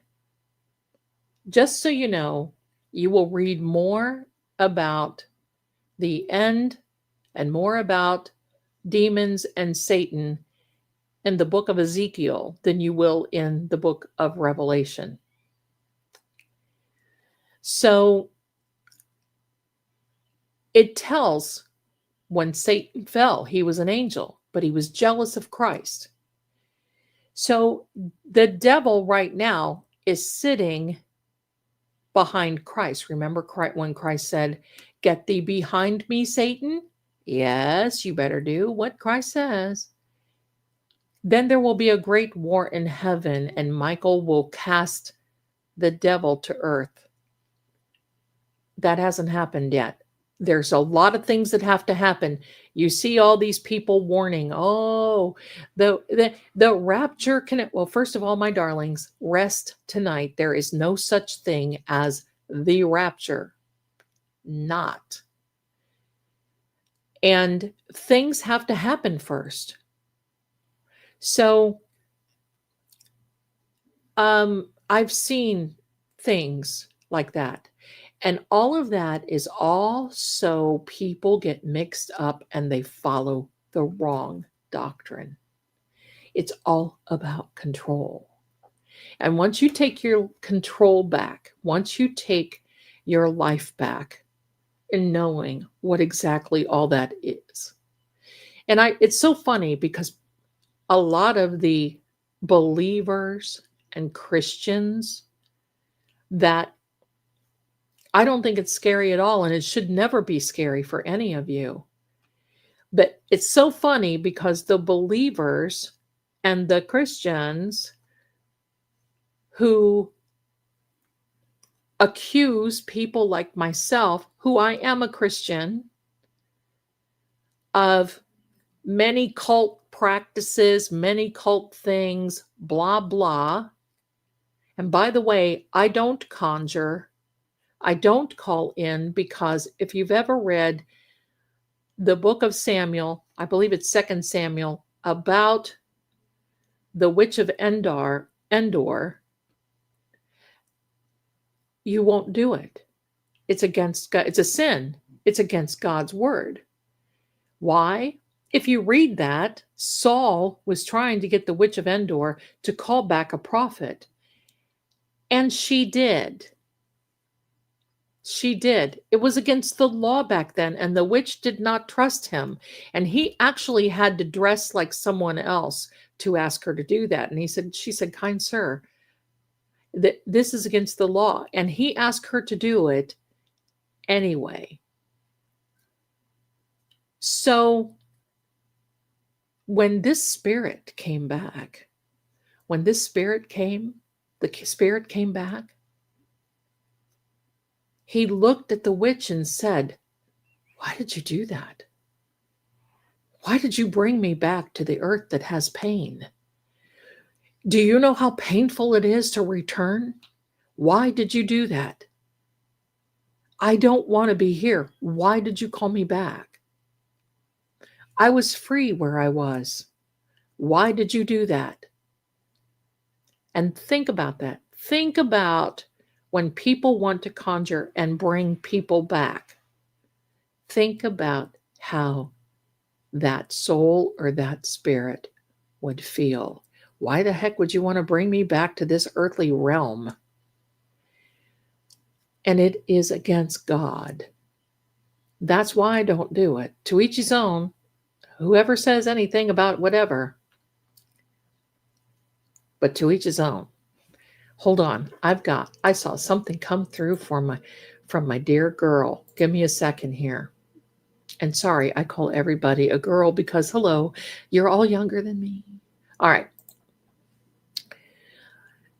Just Rubes. Hello, my darling. Thank you so much for the super sticker. You are amazing. Wonderful, wonderful. Thank you. And Parachute and Pirouettes, she changed her profile pic. And did you chop your hair off? Well, I think it looks marvelous. Chop away, girl. I love it. I think it looks great. Nonsense. Big hug and kiss. Thank you, my darling, for your generosity. Thank you. Thank you.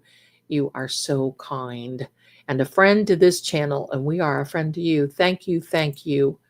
You are fantastic. Thank you, my darlings. Now, I did see another question. Thank you. That's so generous, my darling. Thank you. Thank you. Let me back up here.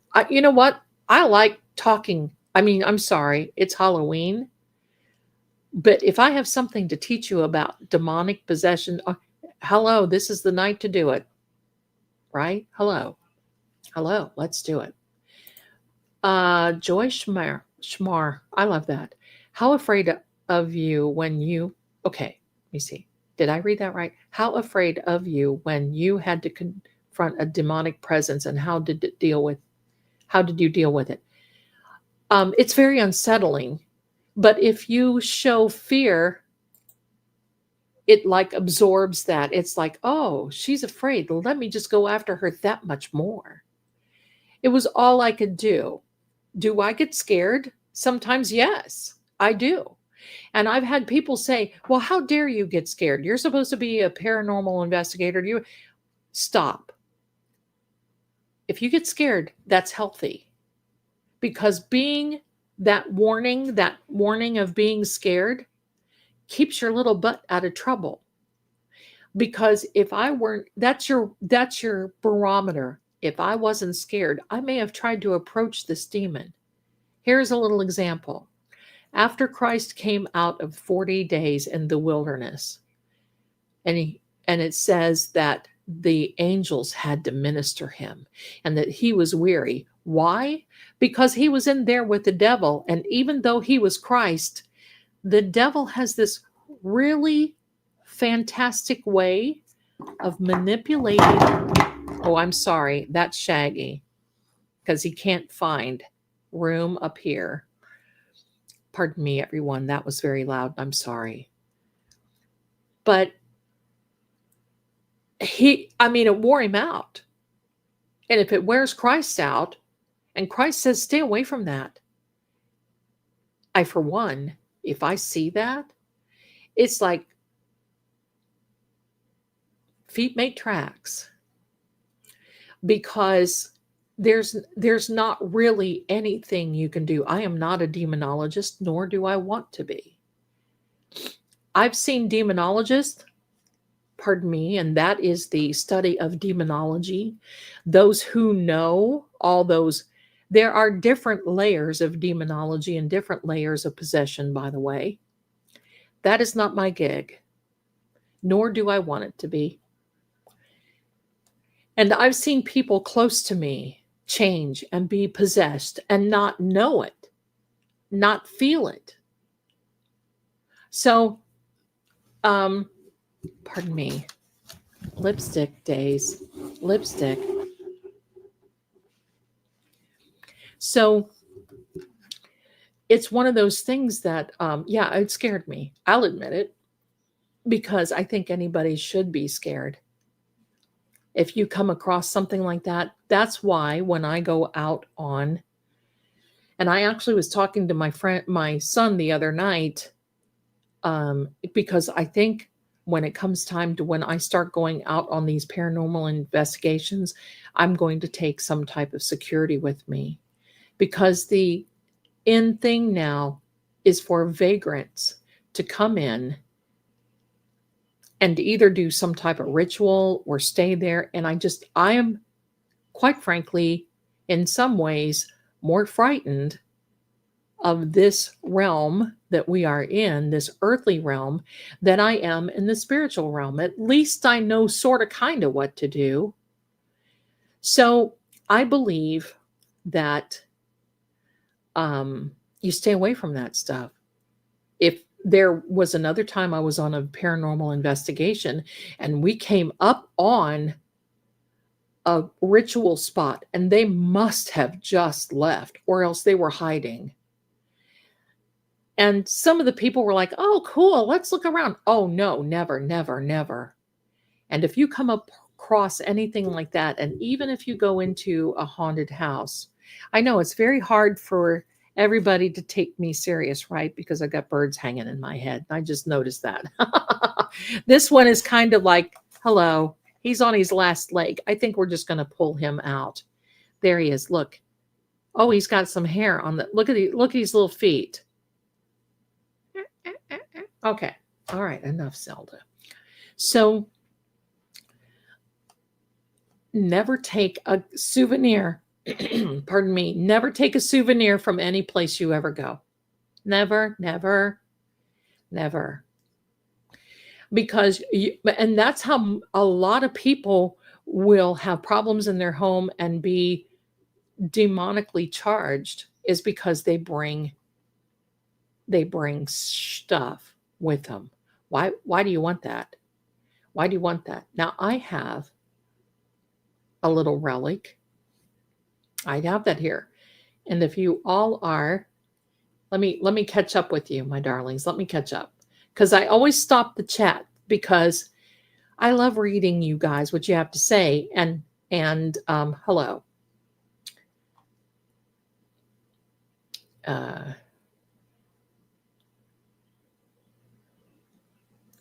So I take it very seriously. It's because I know that the ramifications are extremely serious. Okay, here's a really good question. And then I want to come back and tell you about a little doll that I still have. Do you have a chance to know anything about old folklore? Oh, okay, sorry. You were not talking to me. You were talking, and thank you for that. I love it when you guys talk among each other. Okay. Okay, here we are. Here we are. Hello. All right, let me tell you about, and this was the guy Shrek. Hi, a spiritual awakening. Yeah, I was bothered by this last Charlie Kirk video that I did. That bothered me. I'm glad I came on with you guys because it helped me be distracted. Well, this really isn't a doll. Shrek, who this fellow that I dated, we called him Shrek because he looked like Shrek. Oh, my darling, Lady Zelda. Okay, my darling, just let me know when you want to talk. Okay. Okay. Maybe we can do a house cleansing. If you want to do that, I'll be glad to do that with you. Let me know. So, thank you, Standing Stones. All right. No, you're fine. You're fine. I do this myself because hello, I love being here and I love seeing you guys. And you're welcome, my darling man. And okay. So this dude Shrek, he was the one that I went to New York with, specifically on Long Island, specifically at Amityville when we went to the Amityville house. Yes, I did get to go in that house. Yes, I was going to buy it. But the people that are in it now kind of pulled a fast one with a realtor. And you know what? To each his own. And it worked out the way that it was supposed to work out. So A-okay. Oh God, here we go. There's Ian. There's Ian. Hello. There's my son. Oh no, not Shrek. Absolutely. We're going to talk about Shrek, Ian. Shrek is the one the other night when you all asked if there was something Wednesday night, if there was something that ever was with me and it kind of bothered him. The Shrek. Okay. So Shrek. And the reason we named him Shrek, I would show you a picture, but I don't think it's the right thing to do. I've got a picture of him in handcuffs too. That was the best picture that I have. Anyway, Shrek looked like Shrek, except he was not green. Seriously. I look at him now and I think, Zelda, what in the absolute heck were you? Anyway, so after we got back, I know you all know what a sock monkey is, right? A sock monkey is what they started making them in the 1940s from a pair of men's work socks with a red heel. I better not. I don't want to. I would show a picture, but I won't because that'll get me in like deep doo-doo. And I don't want to do that because, it is what it is. So just glad I'm away. That's the prize that I got. The sock monkeys, red heel, okay, The sock monkeys were made in, or the socks had a little pattern. My mother used to make them, and they were in the socks. I mean, they made them into a monkey. They're the cutest thing. And they would make, now you can make a monkey out of, this sounds so funny. You could make a monkey just about anything. But it was a sock. I have it, but I'm not going to give it out. He gave me this as a toy for the cats. And after I left and we came to the condo here where we are, I just tossed it on the floor and gave it to him. Well, the cats would walk around it and be like, and I'd think, that's so odd. They love this kind of thing. They just love this. This is so, what's wrong? So, time went on, a few days went on, and I didn't notice that this monkey was perching in different places in the living room. And I just thought, well, maybe Ian came out and that girl that was from Australia came. She was here with us and everything. So, hello. I just thought that. So this one time, Riley was on the floor. And I mean, he's like a little area rug anyway. He was there.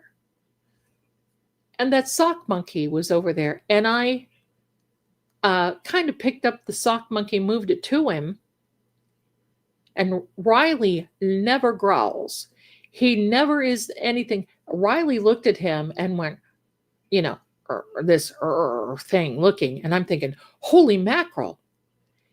And just then it was laying on the floor. And just then this little sock monkey kind of does this little roll and his little arm goes down to the floor. And I said some explicit things I won't mention here, but I'm like, oh, heck no. So I went over and I kicked that sock monkey. I said, you stay away from I almost said Ian, dear God. Yes, that too. You stay away from my Riley. I don't know what you are, but I'm going to be dealing with you. I kicked that sock monkey and walked into my bedroom. And there was this horrible burning sensation on my leg. I thought, what the heck did I do? I pulled up my pant leg and there were 4 deep scratches on my leg. Now, I actually posted this on Facebook in my community at that time, and they took the picture down because of community violation, or I would show it to you because it would be a community violation. And then I had to do this. Do you need problems? Are you wanting to self-harm? No, I got scratched by a bloody sock monkey. Facebook. So here we go, buddy. So I walked out and I grabbed that monkey and I threw him in a box. And I folded, how you fold the lid of a box, you fold it over and you fold it. And I said, you stay there until I can take care of you tomorrow. Well, I came out the next day, opened the box, and the monkey was missing. And I thought, oh, heck no. I went on the hunt for that monkey, and he was laying under he was laying under you just lay here with mommy. Anyway, he was laying under the coffee table. So I got a pair of gloves, and I thought, now, see, you have to be careful with this thing because you have to make sure, like if you burn it, will it disperse in a certain way? If you cut it up, will it disperse in a different way? You got to make sure that in trying to destroy something, you don't release it. So I did a little bit of research and figured out, no, the monkey didn't get 40 whacks like Jack did. He did not. He should have. And so I wrapped him in certain cloth. I wrapped him in, I did all this stuff. He's got salt on him, and he is buried in a container that he will not get out of. When I move, because he's still here, when I move, he will be going with me, but I will be finding a way to dispose of him because I'm not going to leave him here and I'm not going to bury him here because I got cattle out behind me. And you just don't know, because there's a farm, you just don't know what cattle, what's going to happen with them too. Bless their, I mean, they're innocent enough, but they are on a sensory level that they can figure this out so much more. But I forgot to tell you, when he was here for Riley, when he was, when he was rolling over with Riley, I watched it. It kind of like set up and it went over and grabbed it, like grabbed him. Boo. And Riley was fighting it. And I'm like, oh, okay, pal, you won't. So the reality is this. This came from Shrek, the X. Was there an intention behind it? Yes. There was an intention behind it. And it was an ugly attention behind it. And that little fellow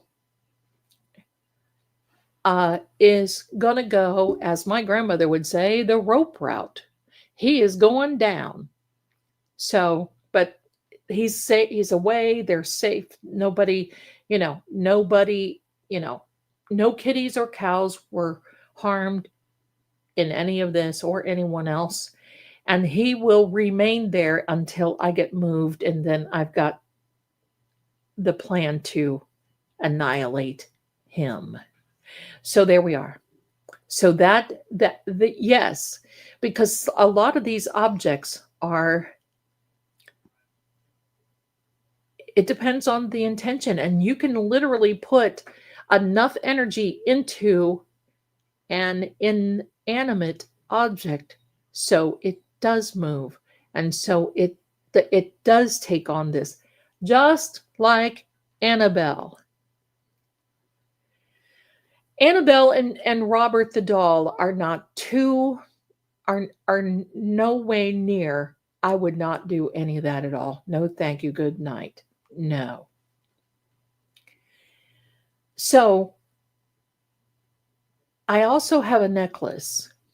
I should have told you this a long time ago. I also have a necklace and a handkerchief. If you want to see the video about that, go into my channel on my side of the channel. Look at this bird hanging in there. Dear God. Sammy doesn't even know she's got a bird plucking it. Oh, dear. So go into my channel and look for the necklace. It is a video that I made about a necklace that I had had for decades that I unwrapped here. Shrek, my ex, gave me the monkey, and he was drop kicked. Anyway, I don't mess around. When it comes to people that I love, and these guys are people, all this, don't mess. No, I will take you on to a certain degree.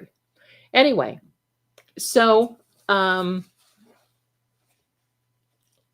yeah, Annabelle freaks me out too. And that one picture that I posted for some people that I knew, there was a demon in that box. You could see it. I would not suggest going over there. But if you, oh, buddy, did you fall asleep? I think Riley fell asleep and he about fell off of the table and jarred him. If you want to read about the necklace or listen about the necklace, there was growling. I unboxed it. My cameras, I did that here. My cameras were funky. There was growling. And I ended up having to, I sent it to a paranormal friend of mine, and he said, holy moly, this is too wild. And that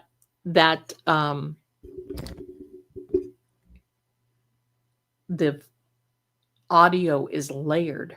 And it's very hard to layer audio when you're coming to that sort of thing. Now, I've had people ask me if I will take artifacts. No, I will not. No. The only reason I did that was because about 28 years ago, I got the necklace and a handkerchief. I was working at a radio station doing I was doing a radio show, and we had a call-in radio show, and these two women called in about this necklace and handkerchief that they had bought at this thrift store. That's why I say don't buy anything at thrift stores. No, no. Unless you clear it and clear it well. And it had some properties and it was horrible. And they tried to take it back to the thrift store and they wouldn't take it back. So they called into the radio show and talked to me about it. And they said, look, if we come over there to the show, now they had security at the radio show. They had security. It was in Plymouth, Ohio. I got to tell you that. And hold on.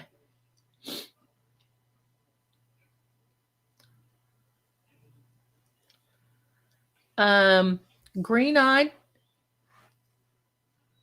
coconut oil. Coconut oil will help, and put a little bit of peppermint in it. That's what my holistic doctor, when I was having a problem with I'm not giving you medical advice. I'm just saying sometimes that helps. That's going to be your decision to do. But yeah, or salt will help. So they met me, this woman and her friend met me in the parking lot of the radio station, and they were scared to death.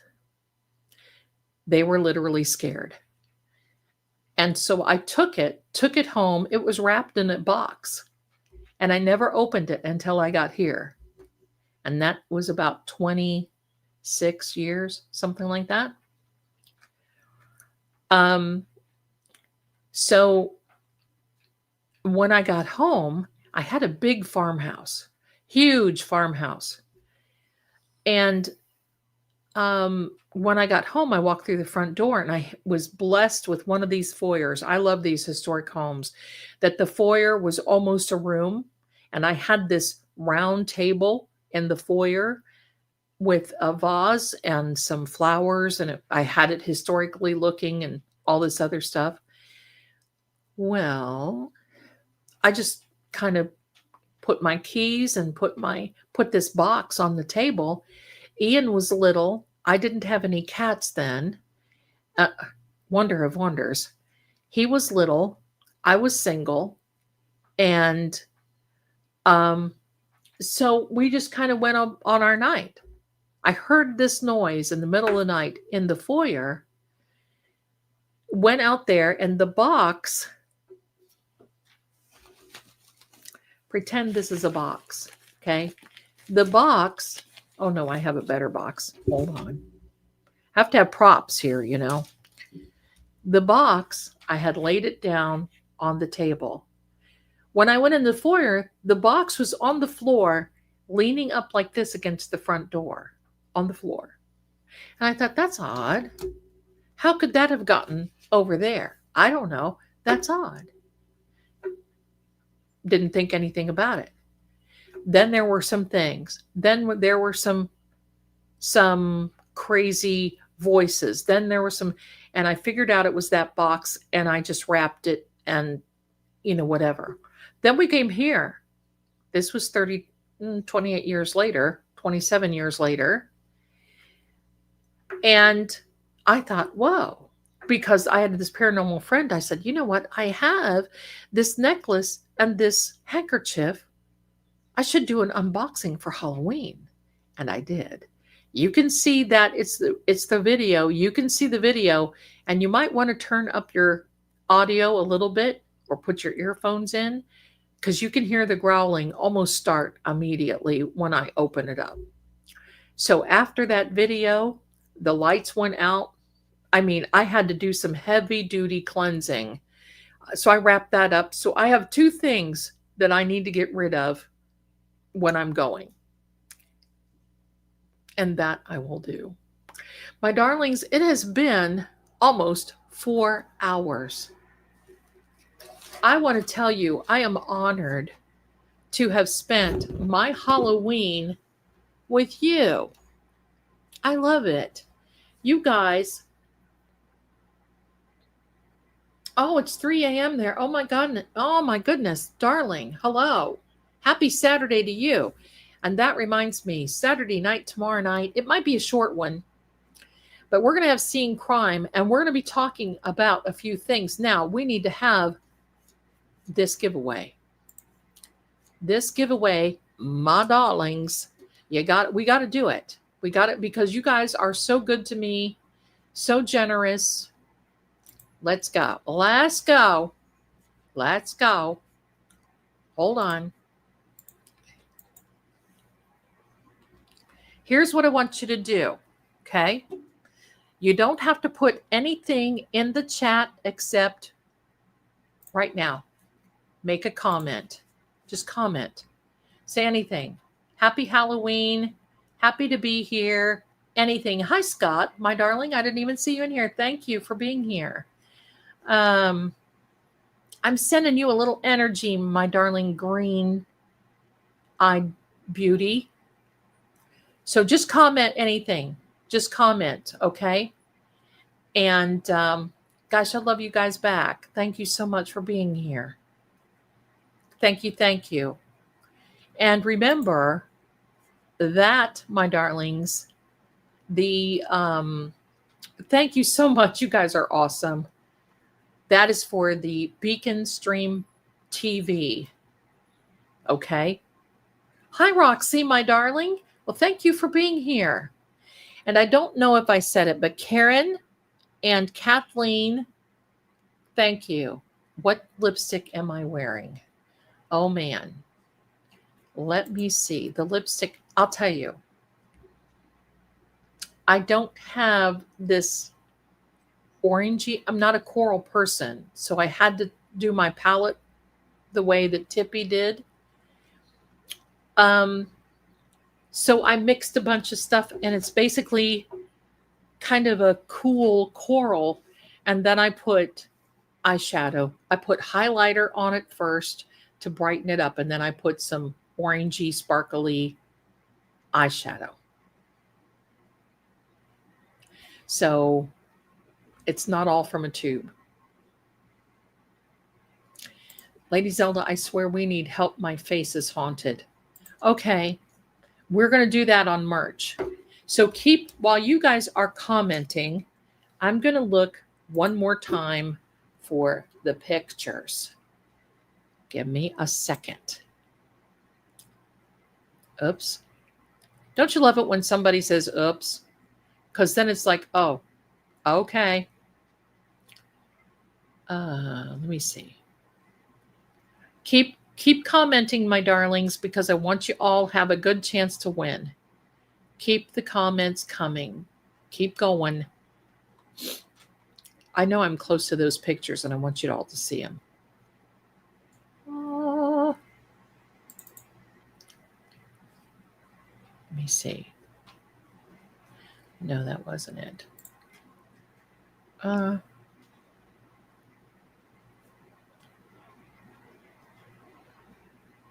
I feel like I'm scanning the continent. Do you ever do that when you're looking for something? It's just like scanning the continent.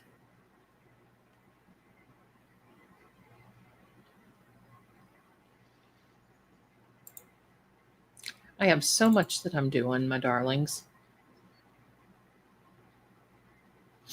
And I love every bit of it. I got to tell you, I am one of these persons that I literally love what I'm doing and more.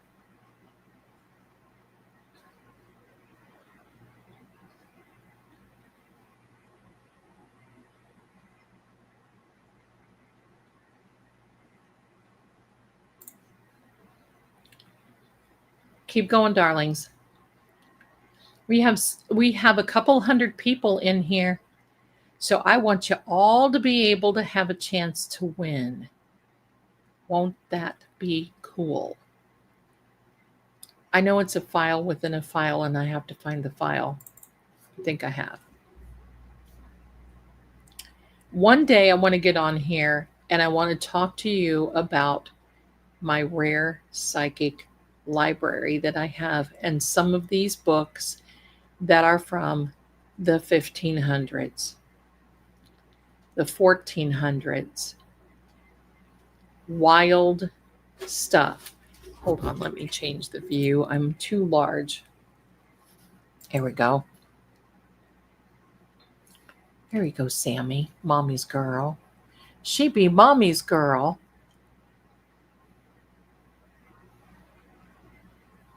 And one day I'll tell you about this condo and how haunted it is. I think I'm close to finding these pictures. There they are. Okay. Are you ready, my darling? Here is. Oh, wait. Can I do this like this? Yes, I think I can. What is my path? Okay, I see it. Here we go. Keep voting. Keep voting. No, Sammy is, she's, I think they pretty much know. Mommy, hello.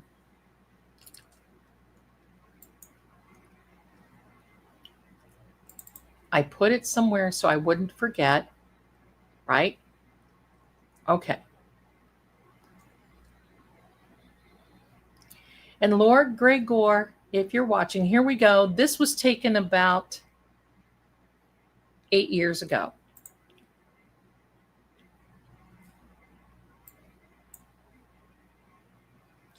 That was me. Long blonde hair. I've got another one.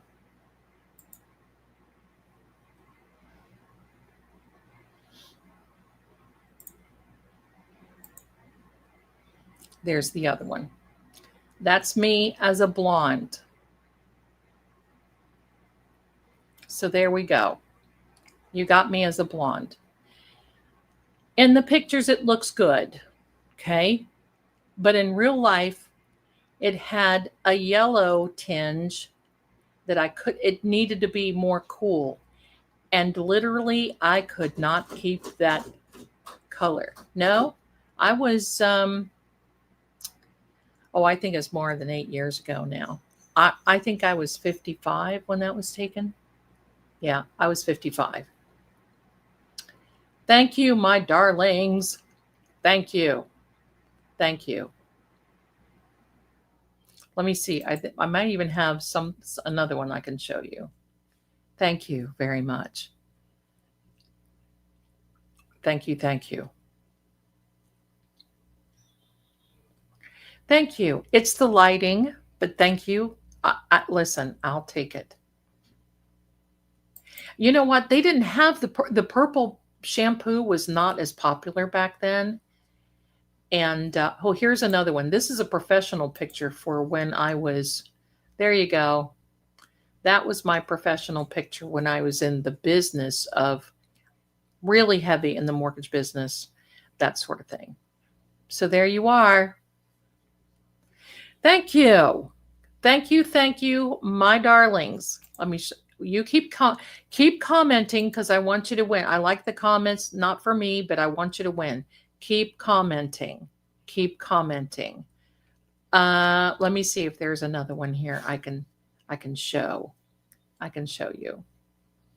Here is one. I was a little bit lighter brown, and that was for and yeah, I can tell I was younger then. That was I think I had just turned 50 there. So it's been a little bit ago. So thank you. That was another professional picture for the yeah, I kind of like the brown. I kind of like this. I kind of like the brown mixed in, the heavy highlight. Rocking out that picture like a singer in the band. Amen. There we go. Thank you. Thank you. Thank you. You know, I have a red picture. Let me see if I can find the red. Keep commenting because we're going to draw. Keep commenting, my guys. Keep commenting.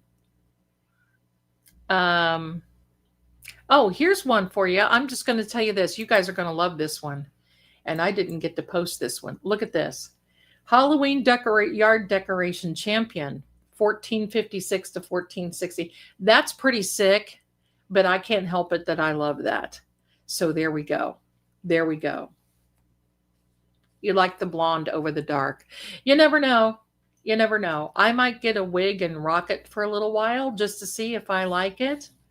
Yeah, look, this is, see, Zelda is such a bad girl. Isn't that, I just think that's funny, but I can't help it. I guess it wasn't funny back then.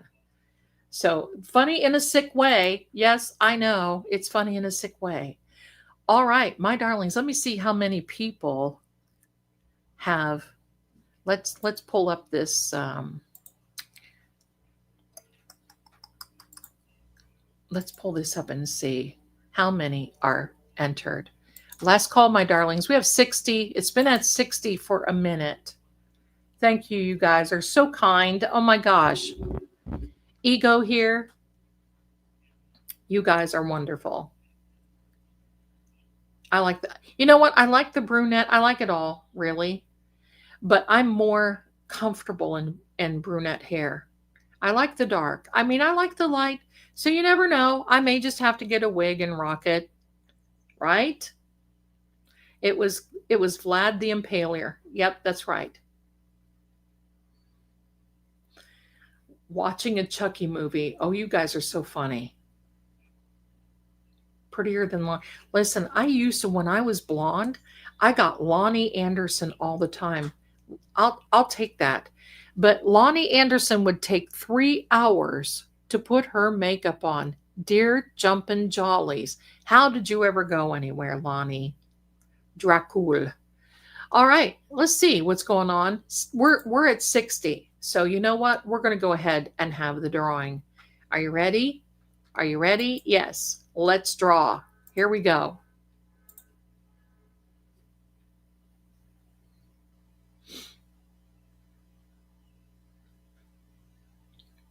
Oh, we have to redraw this. The Nightbot. Dear what a you are lame, Nightbot. No. Here we go. Comment. Draw again. Oh my heck. The Nightbot of all things. Disqualification. D1111. That's my detective. I think you won before, my darling. If you want it, great. If you don't, let me know. We'll draw again. It's up to you. It's up to you. Let me know. There we go. There we go. Nightbot. Isn't that funny? The Nightbot won. Dear jumpin' jollies. Congratulations, Detective 1111. I love it. I love it. We'll wait a second and see. I think she got one before, but if she wants it, she can have it because she didn't claim it last time, I think. Maybe. I don't know. I can't remember.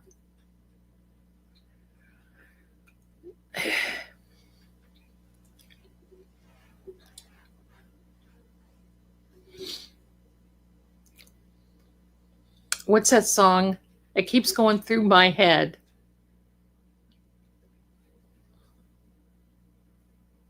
Lockjaw, because silence is my game. Lockjaw. You know that one? I play that and go around. Lockjaw. It is 11:11 on the East Coast, my darlings. 11:11. And Detective 11:11. Isn't she pretty, though? She's adorable. I love her. Lockjaw. Silence is my game. Lockjaw. That's what I say anytime any of these people, right, the trolls, lockjaw. Nightbot cheated. He is a cheater, that Nightbot. Let me see. Thank you so much, my darling. Yes, she is very photogenic. She's beautiful. There are no coincidences. Maybe Nightbot. Well, we'll see. Thank you so much. Lockjaw. I like that.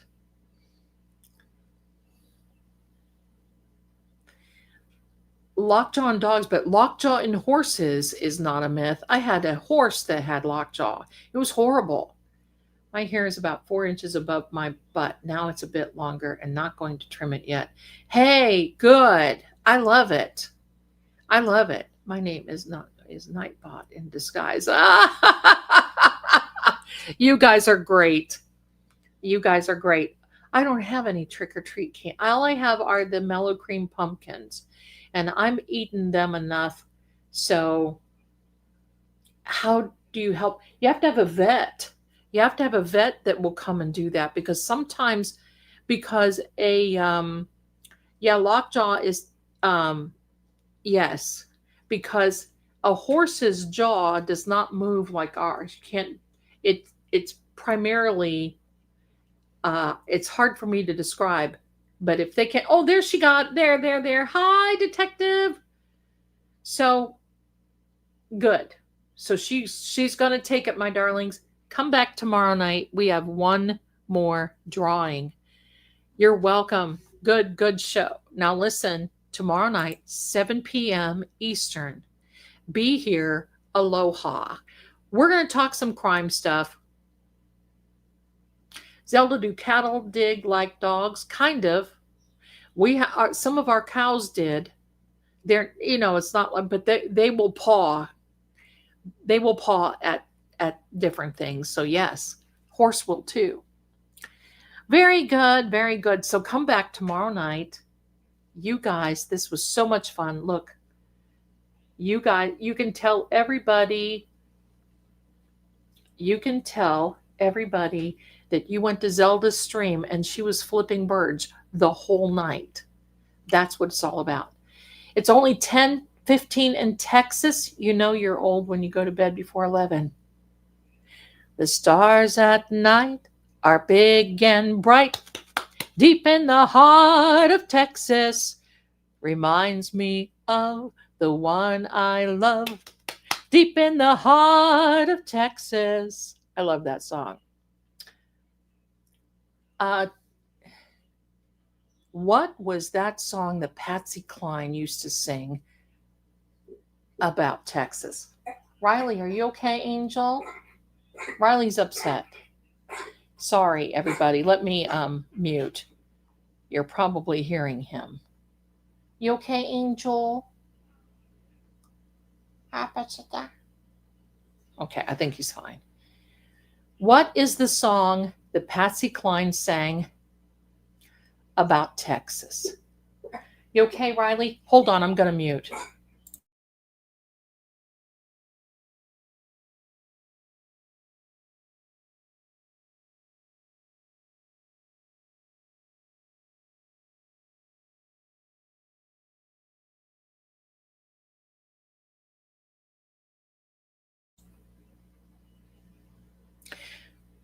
Okay, you okay now? Okay. I don't know what happened. Okay. Patsy Cline. Deep. Let's see what. Let me hear what key she was on. Oh, hold on. I have to mute again.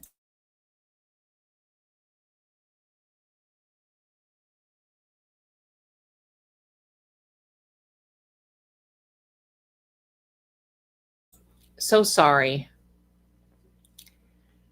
Poor Rock. I don't know what happened. All right. Let me get the tone. Deep within. That's it. Deep within my heart sighs. Oh. Deep within my heart sounds a melody, a song of old San Antone.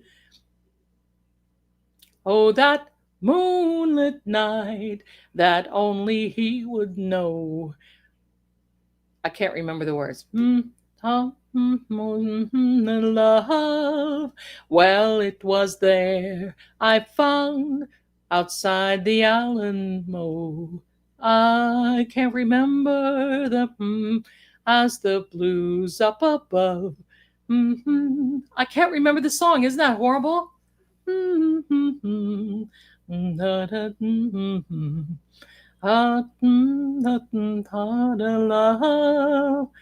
Moon in all my splendor, hot to my heart. Roll back my rose, a rose of San Antone. I can't remember the words. I butchered that. So sorry. Here's one for Halloween. Wee Willie Winky, running through the town, upstairs and downstairs in his nightgown, rapping at the window, crying through the lock. Are the children all in bed? For now it's 8 o'clock. There you go. Halloween song. That's all I know. I'm so happy that you're here with me, and we had such a good time. I just can't. So tomorrow night, don't forget, be here. Aloha. Wow. Be here. Hello. Well, thank you. You know what? You get to the point when you're this age, there's some things that you may as well just go ahead and do, right? That Wee Willie Winky was a very old song, I think from the 1800s. I think it was also to scare children. Why did you have to scare kids back in the day for them to go to bed? That's my question. So you're going to send a scared child to bed. Right? Just, hey, I'm scared. Send me to bed now. Anyway, thank you so much for giving to the grifting psychic that you love, because I love you guys back. You are so generous. Thank you again for being here. That was Sammy. She decided, she always knows. Oh my, okay, mommy is saying good night now. I don't know what happened with Riley, but we're going to have to figure that out. Happy Halloween to each and every one of you. I'm going to see if there's any Halloween shows left on Turner Classic Movies, since I missed my favorite, which was The Mummy.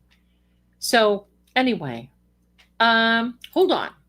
For some reason, I cannot join. I was trying to join the first tier. I wouldn't let me join on the second. Any ideas what I should do?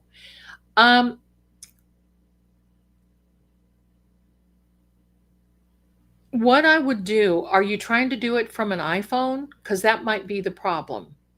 And if you're trying to do it on an iPhone, you can't do it unless you you have to go out of the YouTube app and do it through the browser on iPhone.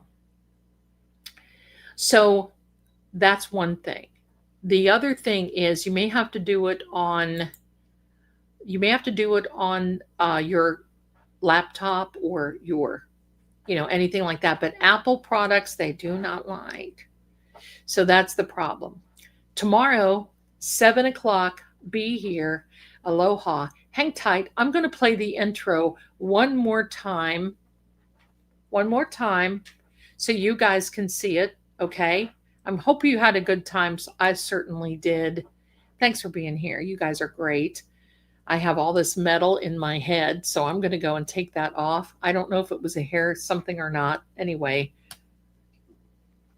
me and the birds are thankful that you're here. I'm going to go ahead and show you the intro for those of you who did not see it.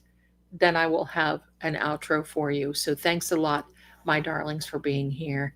You guys are great. And you know what I always do? I always say, Happy Halloween.